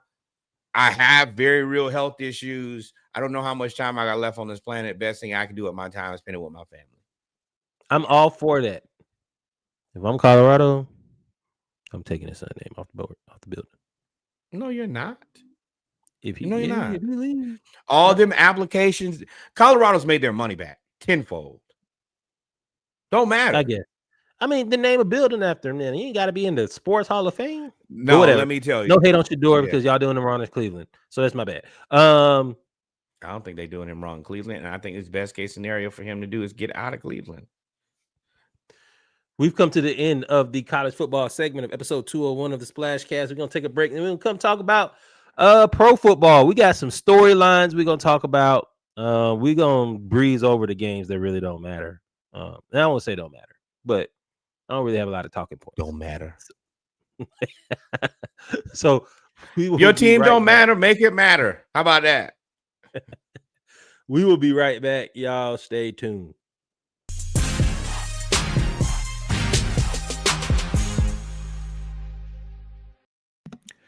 And we're back, and he's still muted. And we're back, ladies and gentlemen, with our final segment of episode 201 of the Splashcast Monday Night Raw, our NFL segment. We got a few things we're going to talk about today. It is, y'all see the hats?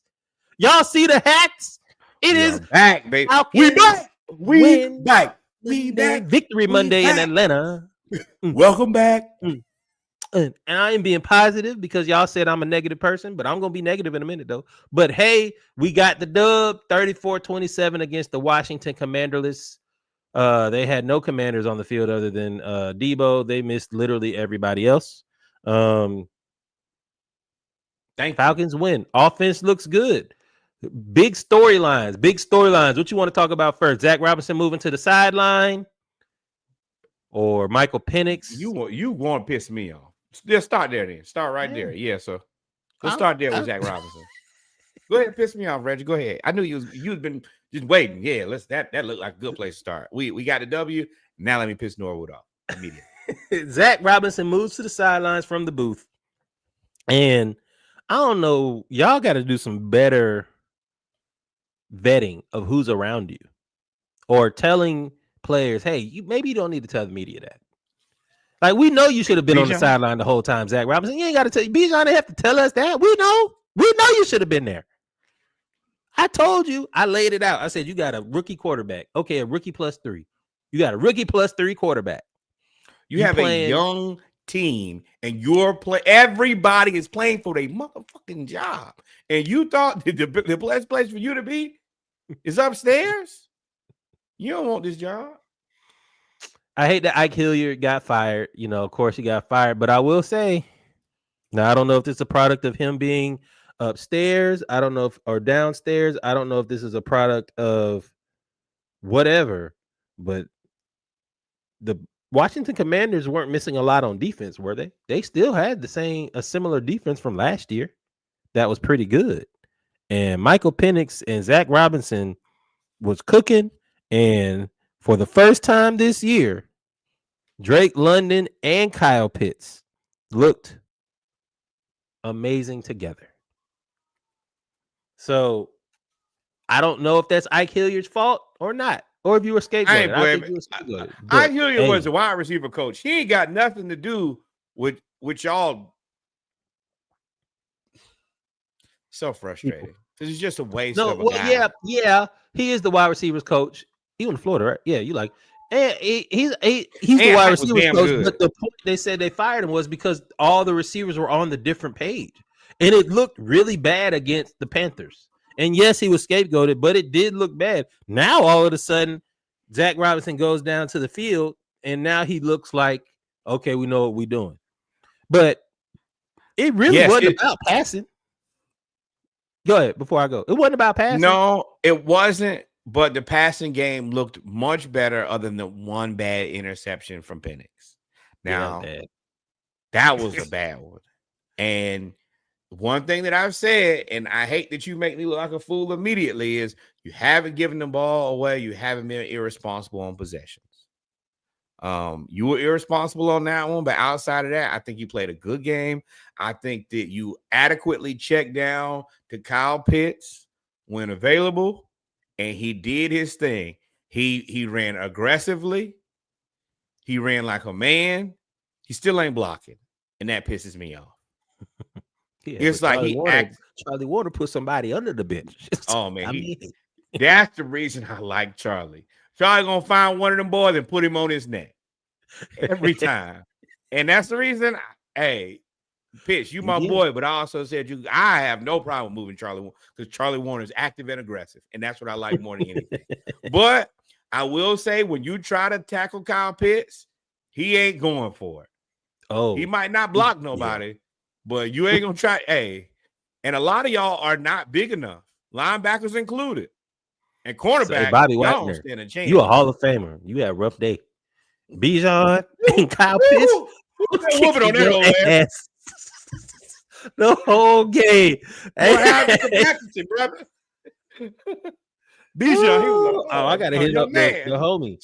The homie at work is a Washington Commanders fan.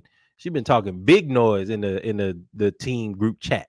I'm right back. But so I want to make this point though. The offensive line looked really good running the ball. No, they didn't. Yes, no, they didn't look really good. They looked decent. But the fact that we finally gave Algier the ball. Algier's the type of back. It doesn't matter if he's averaging 3 yards a carry, averaging 3.2 this game, 4 yards a carry, or 2 yards a carry. He wears you down. He beats you down. And I finally understood. Again, I said it in the first game, and I think I said it after the Vikings game. They're using Algier more in the second half than they are in the first half. And because I keep saying, why we keep giving, where's Algier? He only got one carry. That third and fourth quarter, when they needed to bleed the clock, he was beating down Washington. He scored that touchdown where he ran around and over everybody. I said, oh, yeah. I think the Falcons are 5-0 when he gets 15 or more carries. I don't necessarily like it, but I understand it. I get it. You used a high pick for Bijan, so you want to get your carries out of him. So you do it early. And I get that. I will reverse it, but I understand you got players, you got draft picks, you got to placate people. If you went heavy Tyler Algier early, the fans would be like, why are we not giving the ball to Bijan? Mm-hmm. But on that one where Tyler Algier scored late in the game, I was for sure his goose was cooked. I say, ain't no way. And then he got around that edge, and I was like, oh, it's over. Ain't nothing but a safety there. Peace and love, brother. As my daughter says, peace and love. Hey, you finna be on Sports Center tonight, brother. She go like this. She be like, peace and love. Hey, dog, fall off Reese, yo. Fall off Reese. That's the homie. It ain't in open field. That's the real unfortunate part about both of our running backs is in the open field, it's always bad for you. Curtains, I tell you, is violent. He is just gonna run you over. Bijan, and I do have to give him credit. He is probably the most complete running back in the NFL. Yeah. Because he will run you over or he will jump cut you to hell. And I see so many people run by, but the jump cut every time. They take it and they like, oh, I got him. And then next thing you know, you see him on their knee. Where is he going without me? And it looked beautiful to just Drake did what he did. Drake made elite catches, especially when you needed it. Penix threw one low and away, scooped it. And overall, the offense was everything that you needed. Yeah, it was tough. It was a good game for the offense against a decent defense. Yeah. Hey, whatever y'all was missing on offense, Jaden Daniels don't play no offense. Jaden Daniels don't play no defense. Terry McLaurin don't play no defense. Y'all got whooped because y'all got whooped. That's it. Speaking of defense, now allowing 27 points to To Marcus nobody. Mariota and Debo And Samuel. and Shout out to Debo on my fantasy team, letting y'all know that he's still Debo. what was the other boy named? Francisco Rodriguez or something? All right, Francisco Rodriguez, a running back. It's not a lot of Rodriguez running backs in the league. I'm pretty sure he may be the only Rodriguez running back in the league. And for him to, I hate prevent. This is something that Raheem does against that he got from Dan Quinn, is playing prevent again at the end of the half. And Washington anticipated that and ran a play, and Chris Rodriguez ran Rodriguez. 80 Now, yards. Yeah, I he will caught say that was this. wild. What did you say his first name was? Chris Rodriguez. I mean, No, I what said did you say before? Francisco. Put a little sauce on it, man. I put a little sauce. Little Mike's Red Hot. Red Hot. I put that on everything. Actually, I do want to be fair. If you look at it like this, he had one run for 48 yards. You subtract that out, it means he had 6 carries for 11 yards. Reasonable. And then Bill Krosky-Merritt, 7 carries, 47 yards. Decent. But that's really it. Now, that's the thing that this is kind of a tricky game. Because if you really look at the defense, played all right. Luke McCaffrey had that touchdown. He had them 2 catches, and it just looked like a lot more than what it was. But 2 catches for 21 yards. Yeah, Marcus Mariota actually. Yeah, you're right. It's not that allowed 27 points. Because we really shouldn't have allowed that. But and that's what I lost my train of thought. That's what it was. And I love D. Alford, and I don't think he played a great game. It's just that for some odd reason, there's always communication errors. Like, and in this case, in game 1 against Tampa Bay, Jesse Bates on the Emeka Ibuka touchdown. Jesse Bates got out of his zone, and that left it open. In this game, Watts. It was Watts. Because D. Alford had outside leverage because you had the corner. And Watts was supposed to be there, and he bit on a crossing route that Divine Diablo that we've already seen. We don't talk about him enough because I've never seen a linebacker that good that you don't talk about. But he's literally the eraser. He's an eraser in the middle of the field. So he was kind of getting caught up because he ain't that big, but you have to go into that knowing that, hey, the rest of y'all gonna have to help him out because he's moving side to side. He ain't always gonna be able. He's gonna get blocked sometimes at that size. Yeah. Yeah, but I mean, coverage wise, he's always there. Yep. That's the only thing. It's the errors, and I can't get mad because Xavier Washington got an interception. So right. Like, what you gonna do? Billy Bowman, bro, he don't make no mistakes. He's always there. I'm nervous though, Norwood. I'm nervous, and I want to hear your thoughts about this because I don't want to be right about this, but I know I'm right because I said it. I did a whole series. Go to the Dive Team Media. You go to the Lunch Break podcast. I did a whole series called Falcons Camp Confidential, and I profiled the defensive line 3 times. And I kept telling y'all, I said, hey, stopping the run for us can be an issue because none of our defensive linemen are. Onyemata's 305. I think he's the biggest defensive lineman we got. I said, if you're going to run the 3-4, and like you said, we're going to live and die by the blitz. When you die by the blitz, you die. You dead. Ain't no recovery. And I think we need to go find a defensive tackle that can just hold the block. I would put Onyemata at defensive end, honestly. I think that because I don't like to live and die by big plays. You take out that 48-yard run, they mostly, for the most part, they managed the run game and pass game pretty well. We gave up more big plays than like something unreasonable. And I think that, Xavier Watts got beat on that play. That's what you get when you play rookies. Rookies typically don't play that well. And he got it back with the interception. You're going to have to deal with the interception. I mean, and you're going to have to deal with that. We're doing two things at one time that I don't think that people are understanding. We're playing a lot of rookies, and we're playing without our second in command and our cornerback one. So you got to give your team some grace.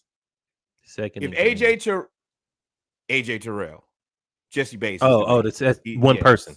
You were describing one Yes. person with those two things. Yes. Oh, and our right tackle. So, but yeah, on defense, yeah. Right. So you gotta figure out how to do it.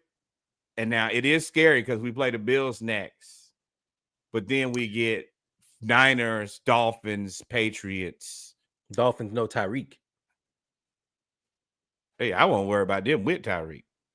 You can't beat the Yes, Dolphins. it is scary to play the Bills. And I want to talk about the Pats, and I want to talk about the Texans kind of in this conglomerate of talking about the Panthers. I mean, talking about. But hold on, but before we're done, I think that. Oh, I was agreeing with you. I wasn't moving on. I was talking about the Bills. Yeah. But go ahead. But if you take away the emotional plays, because Luke McCaffrey almost pissed me off. I'm like, that kickoff return too. I was like, I know you ain't about to let him run this kickoff. Hey, we ain't finna lose to Luke McCaffrey. Not after what y'all did last week. I ain't going for it. So you got to be able to take the good with the bad. You got to be able to take some of this stuff of playing young players. Overall, very solid game. If we can continue to play like this, I don't care about the wins and the losses as much as can we play consistently at this level? I understand. If we play like this and lose to Buffalo, I'm not going to be mad. I'm going to tell you that right now. I'm not. If we show up like we did versus Carolina, I'm going to be mad as hell. I understand. I disagree that you don't care about the wins and losses because I do, and I'm sure they do. I think if you play like this every week, you can't have moral victories. You can't I have agree, a good but I showing think and be consistent and lose. If you play like this every week, the winner will take care of itself. The good thing about us playing against Buffalo is we don't play for 15 days, if I'm not mistaken. We get the bye week, and then we play October 13th. We play them on Monday Night Football.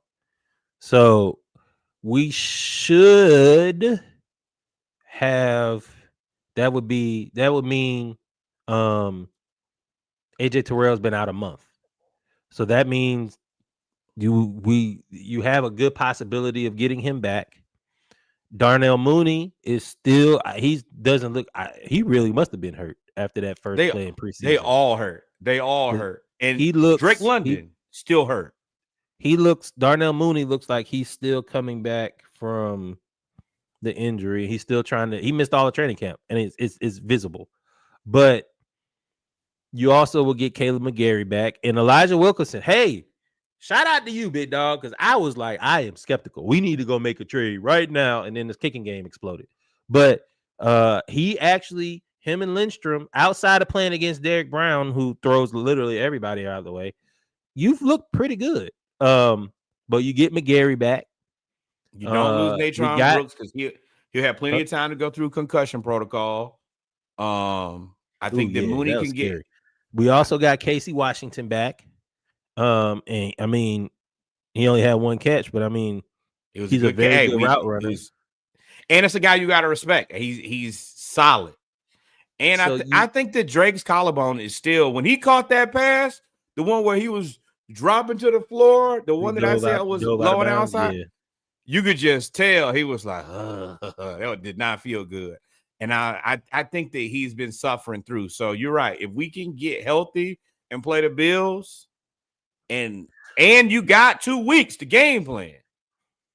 No, I ain't putting. Hey, I still don't believe now. Coaching, you gonna have to show me something. Y'all got to put a full game together for me to be happy. So, but I mean, I'm not asking for full games because I don't think we're a full team. I think that I'm trying. I know y'all hate me because I'm a reasonable fan, but we're doing a lot with a lot of rookies on the field.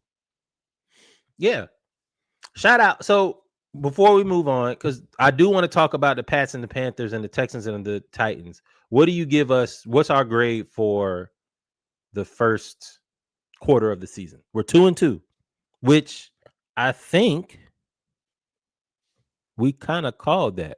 No, I said 3-1. I think I said 3 Yeah, and 1. yeah. It's a C, a firm C, But to be because determined. Needs improvement.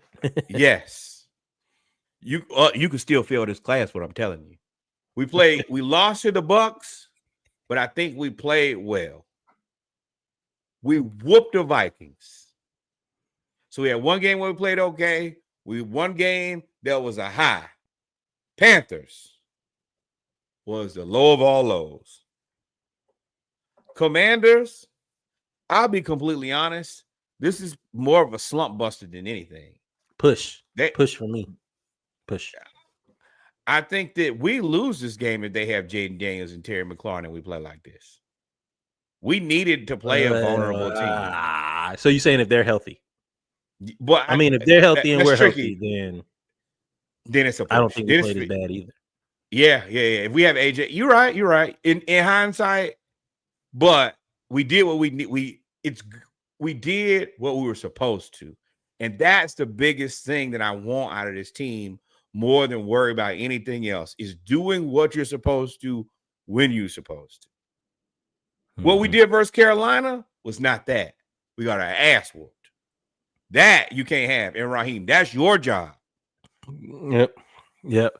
I want to see more adjustments. I do like we're really good. Again, we got to figure out the second and fourth quarter. We're really good in the first quarter. We're really good out of halftime. That's normally when our plays are scripted. That's normally when we come out and run a script 15 plays. Most coaches do it. When we have to make adjustments and teams start adjusting to us, we got outscored 10-7 in the second quarter, outscored 11-3 in the fourth quarter. Well, that got to be able to make that comes with a young quarterback who's learning.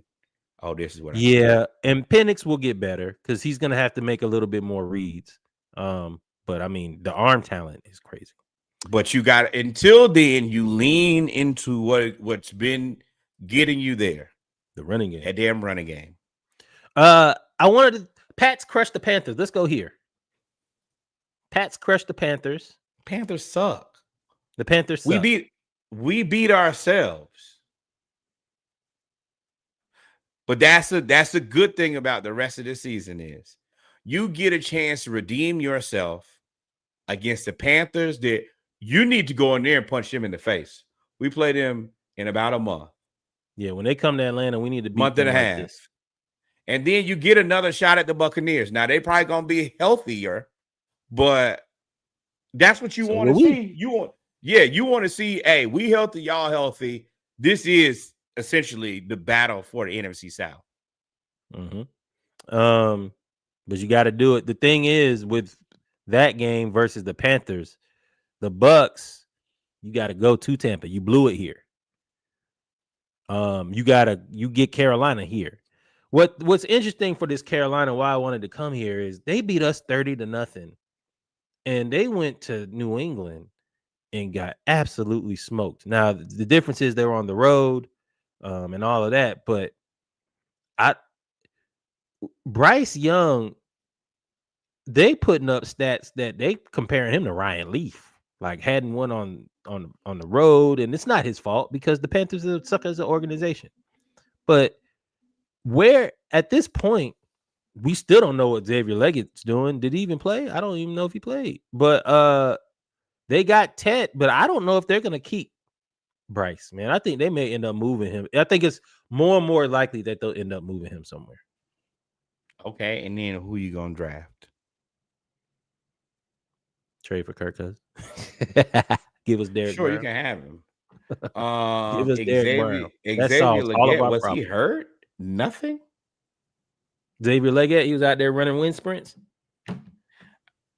I assumed he was hurt. He has no stat. Is he on the injury report? I think he's hurt. He's on the injury report, right? Because he didn't play against us, which is even more hamstring. Yeah. I think the Panthers, I mean, you could get rid of him, but what are you going? It's not. That's not going to make your team any better. All it can do is make your team worse, in my opinion. But they got to figure that out. That's what happens when you have a crazy ass owner like him. Y'all do whatever y'all want to, or don't do nothing. It's not my problem, to be completely honest. All right. Losing to the Patriots like this, shit. All right, good luck. Now, I don't think you have this one up here. Well, yeah, you do. And I'm strictly talking about this because I am trying to figure out what the Falcons are going to do. The Texans beat the Titans 26-0. Slump buster. The Titans, yeah, Said nothing but win. no, This it's is not emotional supposed win to be. only. It's not supposed to be a slump buster. Why not? Not when your defense is talking trash about who is Nico Collins and all of that other stuff. Like the defense is supposed to be good. The defense, and they really held them to 6 points until the fourth quarter, and they scored 20. But the defense is supposed to be good. At this point, do you trade some of the assets from Tennessee in order to rebuild around Cam Ward and Eric Elaminer? I said that wrong. They knew what this was going into the season. That's when they asked him at the beginning of the season, do they think they're going to be Super Bowl? They're Super Bowl contenders. And they said, he said, "Look, guys, right? Look, guys, I know what you're trying to do." This is the thing. You have to go into a season with an expectation.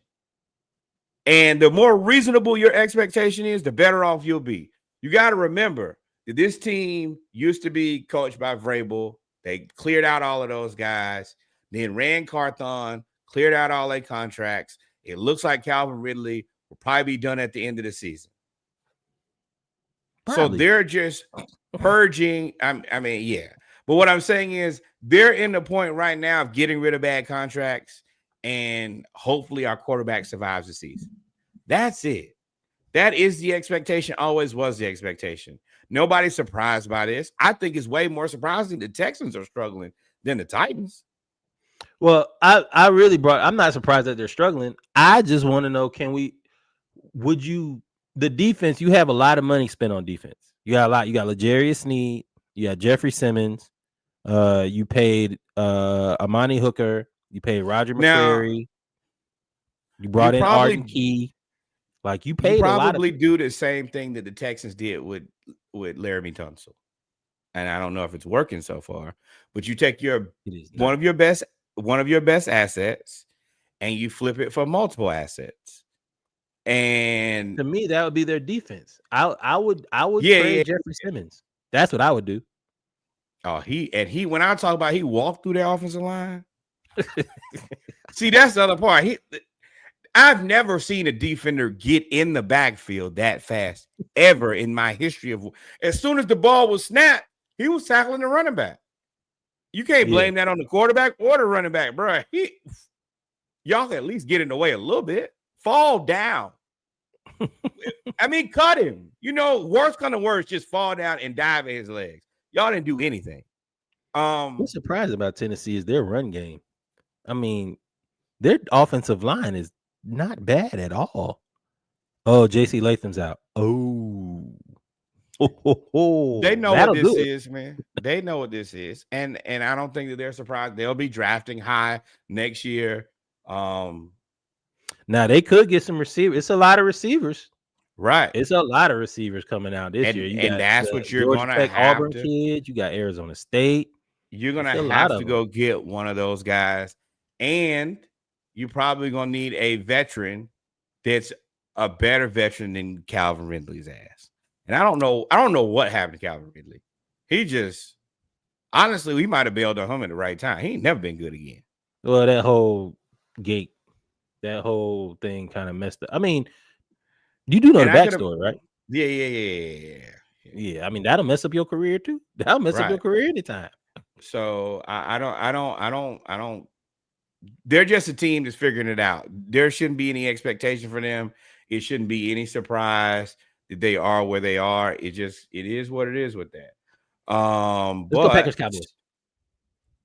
before you or Eagles. Let's Okay. let's do the big game. So we can go Packers, Cowboys, Eagles, Tampa Bay, Chiefs, Ravens. Somewhere in there. Eagles. Yeah. Oh man, I took my globe down. As the world turns. The beef between Jalen Hurts and another set of receivers. And that is the issue is they won, still lost. You 4-0 and your receivers pissed off is an understatement. Also, I know they are rivals, but I got to give credit where credit is due. Buccaneers continue to play well. No Mike Evans. They gave the Eagles everything they needed. Yeah. And I think at full strength, could have beat them. This Godwin's first game back. I don't think he's super healthy. But Bucky Irvin, 15 carries, 63 yards, and then 5 receptions, 102 yards. Emeka Egbuka looks to be the early rookie of the year, offensive rookie of the year. 4 receptions, 101 yards, another touchdown. He does it damn near every week. Yeah, but other than if you again, like you said, take away those 2 big plays, right? Even with those 2 big plays, so but he had a 77-yard touchdown and a 72-yard touchdown. Baker Mayfield still only averaged 7.2 yards a pass, which means outside of that, Philly was dominating until those 2 passes. Now, I will say that Philly's defense is a defense where that's all you're gonna get. You take what you get, you be happy with it. And yeah, I mean they got an interception. Ooh, and the Bucs defense did a solid job now. Jalen Hurts, 15 to 24 for 130 yards. And yeah, I mean, they weren't bad. 32 carries for 88 yards. That's a lot of running for 88 yards, bro. What's crazy is for the Eagles, can you be unhappy as a Super Bowl champion? Can you request a trade from a Super Bowl champion team? AJ Brown seems to really, and it's not just AJ Brown though, because I've never seen Devontae Smith upset, but apparently he was upset too.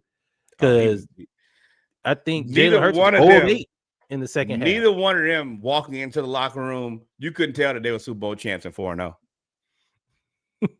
Well, I mean, when you throw they didn't score in the fourth quarter. They only scored 7 points in the second half, which allowed for the Buccaneers to come back into the game because they scored. I don't know if they had a completion in the second half. They didn't have one completion. He was 0-8. I said that earlier. He was 0-8. And that is the issue is it's not necessarily just the unhappiness. It's the fact that you are putting the receivers in a very bad situation. Playing receivers had 2 targets. Yes. And I mean, that's why y'all should have sent us John Mechie. I told y'all give us John Mechie. And Emmanuel Ocho said something that was really good. That AJ Brown had 9 targets, but they did hear damn targets. You know, somebody been bothering you all day, and then you just give it to him. Throw the ball over damn, take it. Yeah. So you can say that you did. They're thinking to themselves, bro, I'm not in a rhythm. And the thing about playing receiver is nobody cares about you being in a rhythm until they throw you the ball and they expect you to catch it. Well, if you're in no type of rhythm, when it comes to you, you're going to be like, I'm not ready. I'm not warmed up. I'm not in the flow of the game. And then if you drop it, they're going to look at you like, look at this fool. Whole time, bro, I'm just out here blocking and running. I'm heavy cardio. Oh, Keely Ringo had a touchdown. Ain't that something? They had a block punt. That's what it was, a block punt. Yeah, I mean, the Eagles keep finding ways to score on special teams with this defense. I mean, now I heard something today where Ravens, y'all need to make that call for Devontae. Who? The Ravens. Who? Ravens. Oh, Ravens. Or the Chiefs. I heard today that Jalen Hurts, it's an interesting quote. Jalen Hurts has the Aaron Rodgers mentality without the arm talent and accuracy. Aaron Rodgers does not take risks. He's not going to throw a lot of jump balls. He might throw a lot of back shoulders, but he's one of the best ever to do it. He's not going to throw a lot of jump balls that aren't Hail Marys. Jalen Hurts, when you go back and look at the tape, doesn't really throw a lot of contested catches. Most Well, of the time, they're either open or it's scheme ready. He's not going to take a lot of risks, which well, is that's the evolution of football. Number one, with the two high safeties, teams are playing now like you're not gonna beat me over the top. So if you're not beating guys over the top, it's gonna be a lot of that. The second part is offenses are telling their quarterbacks, hey, don't turn the ball over. So you don't think about like 10 years ago, we used to see way more 300, 350 yard, 400 games. You don't see that no more. I don't think, you're never gonna. You not. I mean, unless the team getting smoked, you're not really gonna see a 400-yard game. No, but you got to think about what we seeing from Peyton Manning, what we seeing from Tom Brady, what we seeing from Brett Favre. Like guys were chucking it. Now it's like, hey, throw it. But I mean, look at the averages on these passes. Jalen Hurts 5.4, Baker Mayfield 7.2, and Baker is averaging 7.2 with 270-yard passes. That's what I said. I like, bro, they ain't do That's nothing. game management and safety. How do you even look at that and be like, how did y'all even get 31 points in 25? But it was a good game. Defense. It was a good game. Eagles continue to, the Eagles, and this is what I'll say. The Eagles remind me of the Chiefs 2 years ago, where like they just keep barely winning, and they winning by a pick six or a fumble or a block field stop goal. Squeaking though, bro. I'm gonna tell you that now. Them squeaks gonna But then stop they win the squeaking Super any Bowl. day now. But then they Yeah, won the Super Bowl though. you're right. You can't say nothing when people winning. What were some of the But other big? they don't look. The difference is they don't look happy. The Chiefs look like they enjoyed that. Travis These Kelce guys cusses out Andy Reid every week. I don't care about. That's one guy who does that, and he need to cuss. He's the only one out. that can. Ain't nobody else on the offense can say nothing. You're right about that. Next up. No, this is solid. Rams beat the Colts. This is really bad because it's Adonai Mitchell wide open, ready to score on a breakout touchdown. AD Mitchell and fumbles it out of bounds, and out they of the lose end by zone. and they lose by 7. Also had a holding penalty on a Jonathan Taylor 75-yard touchdown run. 72. 72. Now the good thing is they did their homework early. Hey, you flush it and you move on. You learn from it. I actually learned that the reason they call it a touchdown because they used to, back in the day, you have to cross the line and put the ball on the ground in order for it to be a touchdown. Like rugby. Yeah, like rugby. I think that you should adopt that mentality, and every time going forward, you should cross the line, put the ball on the ground, and then at that point, do whatever you want to. Colts played good against a good team, though. Yeah. I mean, hey, the Rams, Matt Stafford, 29-41, 375, 3 touchdowns against this Colts defense, who we just said was pretty good. Hey. Again, another player that is apparently Sean McVay made, right? Puka Nacua, 13 receptions, 170 yards. Well, hey, let me ask you a question. Is the Indianapolis Colts starting corner? Because you, sir, may be on the trading block. 13 receptions? Where is Cooper Kupp at? Gone. Seattle. Gone. Let me tell you, McVay gonna make a new one of y'all every time. Tutu who scored? It wasn't Tutu Atwell. Who scored the game winning? Hey man, I'm gonna tell y'all. Yeah, and let me tell you, Dan Rams. Shavarius Ward. Was that you or Xavier Howard? Look, bro. Because I know they put Shavarius Ward on Devontae Adams. Xavier Howard. They talked about you. in Miami. Remember, people couldn't figure out why you couldn't get hired, why you couldn't get a job, why haven't y'all signed Xavier? Where is he? Yeah, 13 catches for 170 will sure get you cooked, my bro. That will get you out of here. But this is the thing, Rams, y'all are in your Steelers moment. Y'all are winning enough games that nobody is going to be mad. Matt Stafford is old with a broken back. If you don't find a quarterback, when Matt Stafford decides to go back to Athens and open his car dealership, y'all gonna have a problem. No, he about to go open a restaurant with Clayton Kershaw in Texas, where they both went to high school. Oh, fair enough. Fair enough. Well, we can look at the. I mean, I'm not going. We don't have to stay here, but the roster. I mean, I don't know who you would get, but I mean, what I'm saying is just Kirk like the Cousins Steelers again. He could go right to LA. No. Kirk Cousins. I'm telling you, you need to find a young quarterback and get ready, because if you don't, when y'all gonna look up and they will look at what the Steelers are doing, and they're winning, but there's no future in this. Might as well go here now. But Steelers beat the Vikings. This is cool. And I think that Aaron Rodgers and the Steelers are playing better than I probably thought. But there is no future in this. Y'all are both not going to compete for a Super Bowl and then have no solution to next year. Wasting your time. yeah, but the Rams are different though. The Rams have Devontae, who is on a pitch count. He has 1 or 2 years left in him. Like, that's why he went to the Rams. I mean, cool. It for me, the Rams have Devontae. They have to. You don't have time to develop unless you're gonna get rid of Devontae. Hey, Then Anthony you bring in Richardson. another young receiver Anthony to develop with him and Richardson. Puka. Get your ass over there to LA. Who? Anthony Richardson get to LA. Should no. Sanders get to LA? Nope. Bryce Young. Bryce, yes. Bryce yes. Young, and you mobile. With all of those. This is the place that you need to be in waiting. Well, not this place. No, Steelers.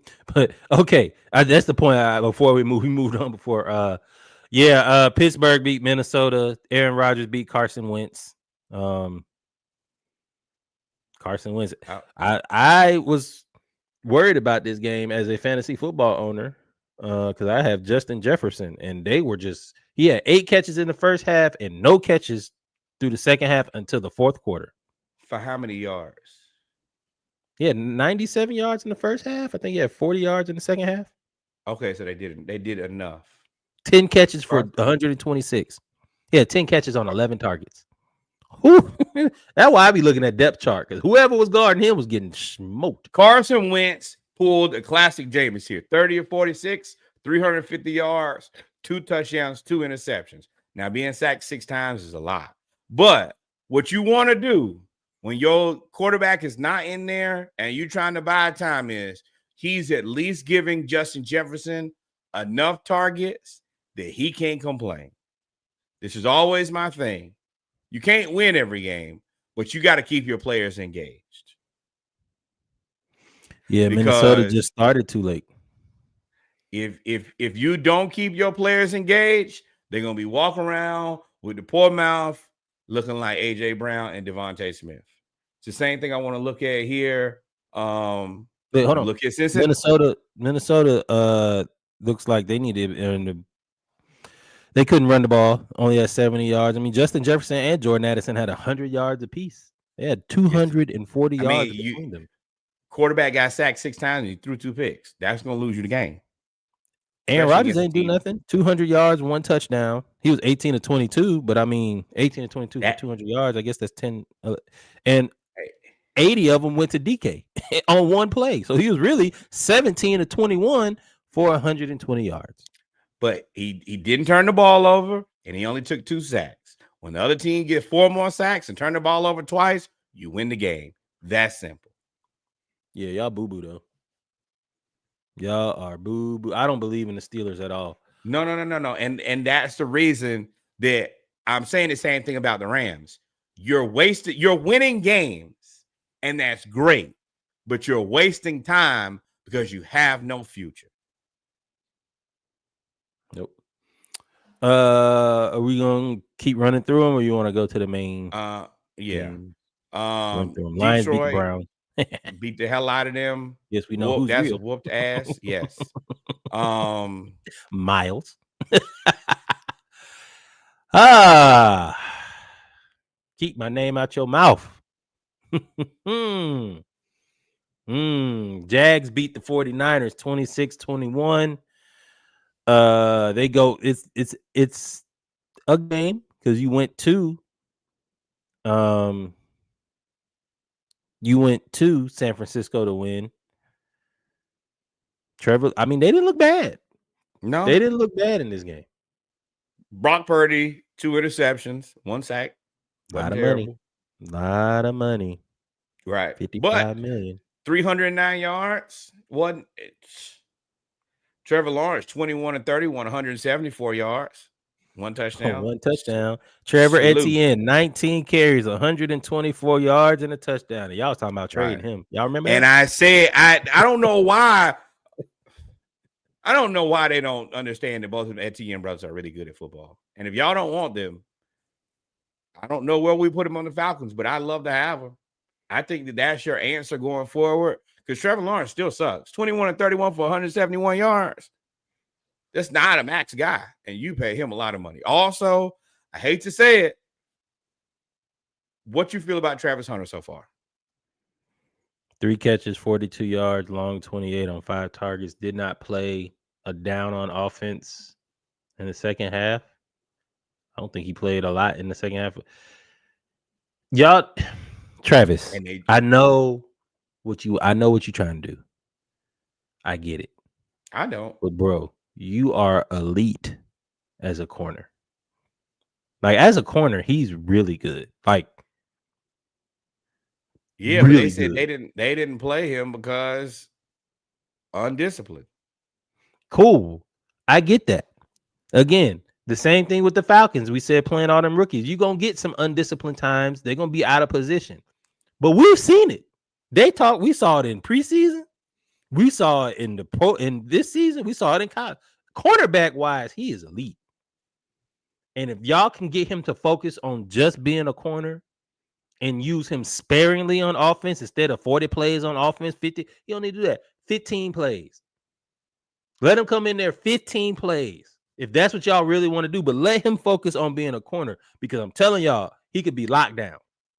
Who told y'all to not have him play no offense ever? I think it was me. And I'm going to keep rubbing that in everybody's face. No, I think he could be wide receiver 1. Man, I told y'all, everything is cool in college. You got to play real men.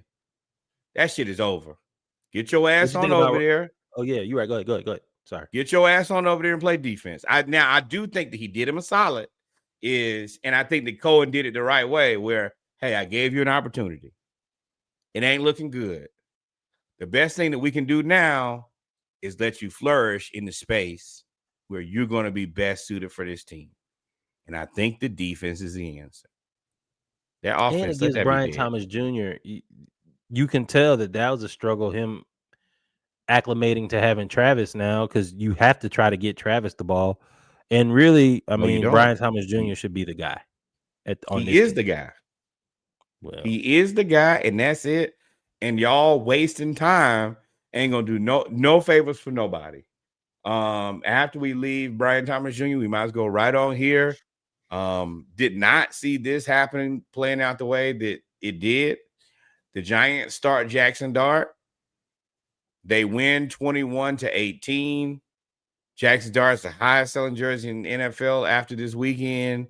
Unfortunately, in true Giants fashion, they lose Malik Neighbors to an ACL. So what is that, 2 years before we'll see him again? At least, I mean, next year 12 months from now is October of next year. So the ACL injury has actually been, to this point, because of surgery and innovation and rehab, it's really about a 12-month injury. If it was but then it'll be 2 years before he'll be back to what we believe he'll be, because the first year is getting acclimated. the Yeah, second being year. able to cutting and all of Yeah. that stuff. Um, yeah, this was interesting. This was the Giants defense came to play. I mean, outside of the second quarter, scoring 10 points, Chargers ain't really do nothing all game. Throwing the ball 41 times is interesting. Hey, shout out to Quentin Johnson. though. He did his part. This is a typical Chargers game, actually. They out the New York Giants ran for 161 yards, but they only threw for 89. Justin Herbert threw for 203, and they rushed for 152, Duh. and they lost. Don't even know Justin how Herbert you also do threw that. 2 interceptions too, though. One was a freak one to Dexter Lawrence. I Quentin Johnston is good. Keenan Allen is good. Ladd 1 catch with 6 targets. I don't know. I'm gonna chalk this up to a Falcons Panthers game. This isn't. I think the Chargers are much better than the Giants. Oh, they lost Joe Alt. They lost Mighty Joe. Yeah, that's gonna get you sacked now. You lose Mighty Joe. He had high ankle sprain. He's out 3 weeks. Yeah, but it's the 2 sacks and 2 interceptions, and that's also you running for your life for the rest of the game. You're right. That'll do it. But against that defensive line, I do think that Jackson Dart got sacked 5 times. My goodness. Jackson Dart ain't have the greatest game. I mean, he did throw the ball, and he was able to rush. But he did enough. Chalk. I don't care about. But this is the thing: you beat a team. One thing that we do respect about Chargers, we believe they're a team. I don't care what you do or how you do it. You did it. Add to stage. Bears beat the Raiders. The only thing that I can really take from this game is I like Ashton Jeanty being back to his stance, the zombie stance. I think he's still good. I think that until the Raiders have an offensive line that can block for him, it's a misrepresentation of who he is. The Bears stole a game. I do like that even after they won, Caleb Williams, they asked him after the game, do you think that, you think your coach is going to be happy? He's like, no, I threw a pick to their best player. And, I mean, the Bears got some work to do. I also think your boy DJ is out of there probably by the end of the season. I mean, by trade deadline, if not, definitely next season, he out of there. DJ Moore. Yep. Hey, man, I like you, Mooney, but Moore at the 2. Right. Yeah, this game, I mean, they ain't steal this game. I ain't gonna let you take that from the Bears. They ain't steal this game. Geno gave it to him. Geno threw 3 interceptions. And at that point, it's hard to win a game if you throw multiple turnovers. If you have 3 interceptions, you more than likely are going to lose. Ashton Jeanty, I don't know what it is about the zombie stance, but he just ran over everybody this game. When he was in the regular stance, I don't know if he can't see. I don't know if the zombie stance allows him to see and he just feels comfortable. But y'all better leave that man alone. I didn't know Mostert was over there too. Jeanty and Mostert ain't know. Yeah. Out there stealing. And Geno said, well, you ain't going to sack me, but I will throw 3 interceptions. And that's how you lose 14-21. Why would you want to put him on the ground? He throw the ball to you. Stay up all day. Hey. Oh, hands off Geno. Hey, man, let's get to the crux of this. Packers, Cowboys, Chiefs, Ravens. Look, the Bills beat the shit out the Saints. That's all I got. And Spencer Rattler, I know I've seen every clip saying that he's 0-10. I think that he's done a very solid job with nobody on that team other than sometime in Alvin Kamara. The Saints are not even attempting to put together a respectable roster. They're not trying to trade for anybody. They just say, hey, figure out what you got. They are tanking. The Chiefs ruined that for everybody. You're not going to allow the Chiefs to come pick up somebody and win a Super Bowl. They're not going to do it no more. Alvin Kamara would be perfect in Kansas City. He would be the solution to their running game issues. I also want to say it's amazing what it looks like when Patrick Mahomes has a couple guys who are decent receivers. because I don't think that Xavier Rice and Xavier Worthy and Rasheed Rice are elite wide receivers. But that boy Mahomes will stoop down with broke down tools and take whatever you got and make it look like something. Yeah. But the thing that they do have, now that if all of them are healthy, the thing that they do have is a mixture of skill at the receiver. Tyquan Thornton and Xavier Worthy. 4-2-1 for Thornton and 4-1 whatever for Worthy. They both are like speedsters. And you can't put your two best corners on them because they still have Rasheed Rice, who now that he's back is an issue.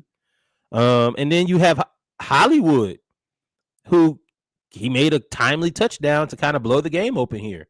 Like, they got a lot of speed. They got a lot of different characteristics to be able to run all of these plays for Andy Reid. And they are the offense. They can call up anything they want passing wise. But they do need a running game, though. I hate to say it, but I'm going to say it again. Jarek allowed Isaiah Pacheco to flourish. He took a lot of the responsibility of that pass blocking and catching out of the backfield. Yeah, Pacheco ain't built for that. They about to get him out of here. Yeah, you are not long for here, brother. I hate to tell you, but you've looked regular now for a long time. You don't have it. Yeah, the Chiefs defense always looks good, but let's not talk about the Chiefs anymore because they won. Let's talk about the Ravens because both teams are 1-2. All intents and purposes. The Ravens are 1-3, and the Chiefs are 2-2 coming into the game. Both teams were 1-2. Correct. So this was you gotta let me finish. They were this was a must win, not must win, but it was a like panic button. Hey, whoever loses this game, it's like, hey, we 1-3, big dog, and the Ravens. Because of the way that they lost the last two games with the fumbles, I thought that they would have put on a better show here. But Lamar Jackson, 14-20, 147 yards. The rushing, Derrick Henry, 8 carries, 42 yards. Justice Hill, 3 carries, 76 yards. Of course, one of them was a 71 yard. It was really 2 carries and 5 yards. And then Lamar Jackson, 6 carries, 48 yards. Outside of that 76-yard run, 71-yard run, they didn't do nothing on offense. Hey, Reggie.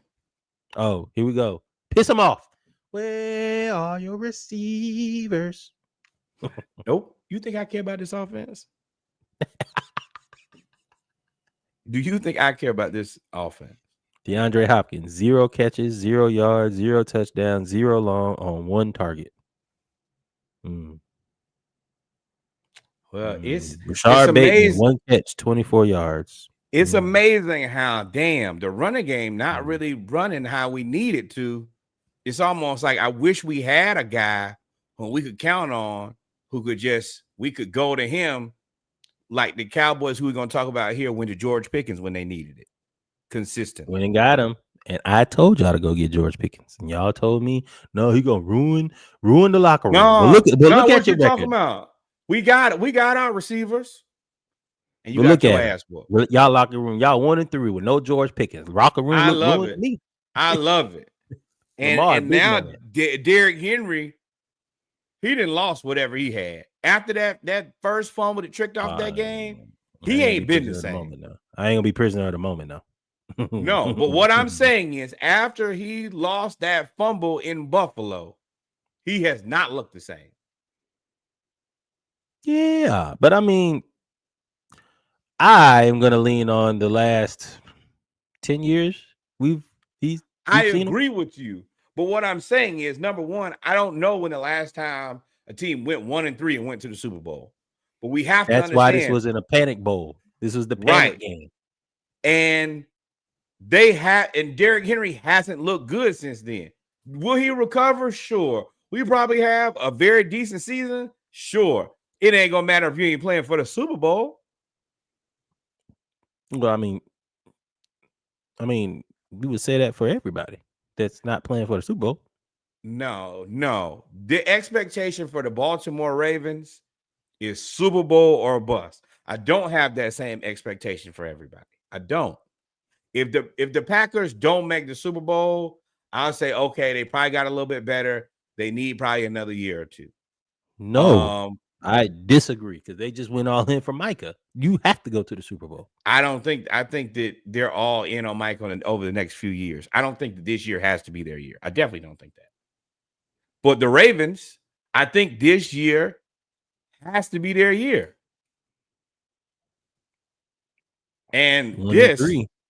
don't look like their year at all. Now they also are missing Isaiah Likely too. Now he was a big part of their offense. He was supposed to be another tight end. You cannot tell me your tight end number 2 is why your offense ain't working. I'm gonna tell you go to hell. Yes, you can. Yes, you can. Who's their wide receiver number 1? Okay, The one that they love. No, don't pull that shit now. Y'all had all year to get something new, and y'all said no. We rocking with this. We're gonna get Hopkins. Okay. Hey, look, man, I don't care. I'm a Georgia fan. I'm selfish. Ty Monken, come on back, brother. Come on home. Nope. Sam Pittman just got fired. He gonna come back to Georgia. Will Muschamp. Come stay on. there. Stay there. All stay y'all there. come back to Athens. And I hope y'all do the same thing next year. Don't get a new receiver.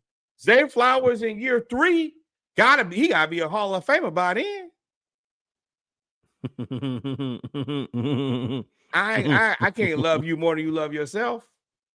And speaking, oh man, in the game that I've been trying to get to, the game really of the week, Micah Parsons in his return back to Dallas. Boy, Dak looked like somebody uncle in that picture, boy. Racially ambiguous. Cowboys and Packers tie 40-40 in what was the longest Sunday night game ever. I want full stop though. As a football fan, this game was amazing. This game was crazy. It as much as Jerry loves a storyline. If you can't win, this is top tier for Jerry. 40-40, high scoring, tie game. Cowboys won this game. Yeah. I think so too. And I think that I'm gonna pat myself on the back. I told y'all after the initial surprise war about the Micah Parsons trade, I don't think that this was a bad trade. I'm not sure if Micah's back is a problem. And the fact that they keep having to take him over there to that little tent. That's his back is an issue. That he keep getting. I mean, through 4 games, he got 2.5 sacks. I mean, but it is an issue. I get it. And to me, again, they didn't have CeeDee Lamb, and they did all of this. Dak Prescott and Jordan Love had a duel. You hear me? Both of them.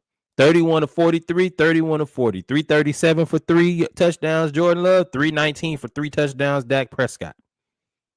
Both teams really could. This was an even ass game. Both teams really couldn't run the ball. Javonte Williams, 20 carries, 85 yards. Josh Jacobs, 22 carries, 86 yards. But I mean, you averaging 4 yards a carry, and then the other running back averaging 5 yards a carry. It's a solid. It was a lot. This is a good offensive game. Number one, all you people that say that Dak sucks, y'all owe him an apology. He was out there. Who said that? There's a lot of people who think Dak sucks. A lot. And they're Cowboys fans, surprisingly. But George Pickens, though. George Pickens, hey, look, when CD come back, y'all need to all sit, y'all 3. Dak, CD, and George need to sit on down and say, hey, you 1A and 1A. Like 1A and 1B. Like George Pickens was, and this is supposed to be a really good team now. The Packers supposed to have a good secondary. They're supposed to be able to rush the passer, and Dak did extend plays. That pass in the 4th quarter on the run, on the dot to the comeback before the guy. All of that was great. That was beautiful. That was fantastic. Well, also, I want to give a lot of credit to the offensive coordinator. And I'm giving the credit to the offensive coordinator because I'm giving it to myself because I'm watching the game and I'm like, oh, it's getting tight. it's time for you to get a ball to Pickens. And every time it shot in my brain, I guess the offensive coordinator had the same thing. And that's the benefit of you getting guys like this. Hey, we need a play. Who do you get a ball to? Pickens. I think that these other teams are missing. When it's time for the rubber to meet the road, you have to give it to the guy that you've either spent a lot of draft capital, meaning a high draft pick, or you spent money on. You got to get it to your best players. And this was a prime example of, hey, it's cool. The rest of y'all, Jalen Tolbert, you're going to get your chance. And Jake Ferguson, I'm going to check down to you. And Kevontae Turpin, you're going to get yours. But let me tell you, Pickens, I'm going to throw the ball in the air, and you go get it. And he went and got it every time.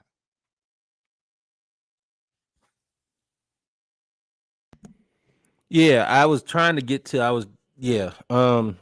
The defense, the Packers defense. What was I saying? You cut me out like mid sentence. The Packers defense is supposed to be good. You got Xavier McKinney over there. You got Nate Hobbs. You have all these DBs, and George Pickens was just absolutely murdering y'all. And 8 catches for 134 yards. The only other person, well, Jake Ferguson, but I mean a tight end. It was George Pickens' show. Y'all could have rolled the defense over there. Y'all could have done something.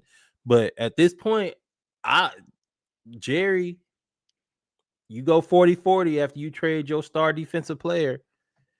It's a win because Green Bay traded their run stopper, and they're having trouble stopping the run. Cowboys traded their pass rusher, having trouble rushing the passer. But one team has a high salary cap and the other does not. So for me, Jerry Jones winning this, going 40-40, wins this. And now I don't like Jerry saying, hey, this is why you don't trade Dak. And all. No, brother, because you and Dak was in the same issue before, and you decided to pay Dak. So don't come back and start talking like this is why you trade. No, brother. I get it, but no. Now bro. The other part is, if I'm Kenny Clark, I'm offended because they said, well, we traded them Micah and we got what we got. No, brother. I need you to acknowledge me the same way you acknowledge your Micah. Yeah. And the fact that you don't. Yeah. Say my name. Say my name, fool. Yeah. Or that means they're not gonna bring him back. This ain't Destiny's Child, but I need some respect, brother. Or not. We got what we got. No, you got Kenny Clark. Say my name. Yeah, you're right. You're right. Dolphins beat the Jets. This is the thing is, and Micah does have 2.5 sacks or whatever he has, but he's also out on a lot of plays, a ton of plays. So yeah, that is an issue. You were right. It's not as cut and dry, and even if them sacks, I'm not gonna say that they're empty stats because sacks matter. Pause. But if you're getting that one play and then you sitting out 5, 6, 7 plays, it's not enough. Because when you're not out there, we don't have Kenny Clark at defensive tackle anymore either. So, and I don't think that back is gonna get any better. So I know y'all like to call Jerry crazy. Well, not this season. I don't know. Yeah, not this season. But I mean, if it gets better, your back don't ever get better. Your back don't ever get better mid-season, bro. Having to keep getting shots and going back to the tent is alarming. I don't know. Keep getting shots. I know he got one shot into his back and went straight into his spine. So to have that is alarming. And the only other thing you can have is surgery. I mean, look at Dwight Howard. Dwight Howard has something similar. Y'all go and Micah is a flexibility, speed rusher, core heavy player. Man. And I hope it works out. It could work out. It could. They could win the Super Bowl this year, and then he could be boo-boo for the next 2 years, and everybody won. Yes. But I don't think that this team is super. I mean, it's a lot of eggs in this basket. And just the risk that you take. Mike he has moments though. His moments. Yeah, his moments. He was on stopped Dak back at the goal line. He was on Dak ass. But hey, it's gonna be tight for the rest of this season, and going into next season, it's gonna be very interesting on what you do and how y'all make this work. And does his back get better? Yep. Executive decision has just been made for me. We are now 30 seconds away from a 3-hour pod of great podcasting. I'm working from the house tomorrow. That's what your boy doing today. Tomorrow. Every day. Outside of that, though, had a fantastic pod. But this is what happens when you blessed with a fantastic week of football. We've made it. We've made it to the end of episode 201 of the Splashcast Monday Night Raw. Norwood, if we ain't missed nothing, take us out. Hey, man, fantastic week of football. I really want to appreciate the Lord, the football gods, whoever blessed us, because every game came down to like 3 or 4 points, overtime, double overtime, block field goal. This is the reason that we suffer through those empty periods of time where there's no sports at all for stuff like this. Thank y'all for rocking with us for the full 3 hours. Number one. Oh, we missed anything before I get out of here? God, I'd be having so many inappropriate jokes. We're gonna pray for the Braves. Shout out Charlie Morton. You said it before. Nope, that's all I got. Y'all mentally prepare yourself for the Hawks. You mentally, you the one that be super invested. Mentally prepare yourself. I'm actually gonna sit back and take a audience. The expectations are high this year, so I am going to watch how you respond to the Hawks all season. This is gonna be the Norwood podcast. The Groove with Norwood appearing basketball season. Rant and rave on Trey.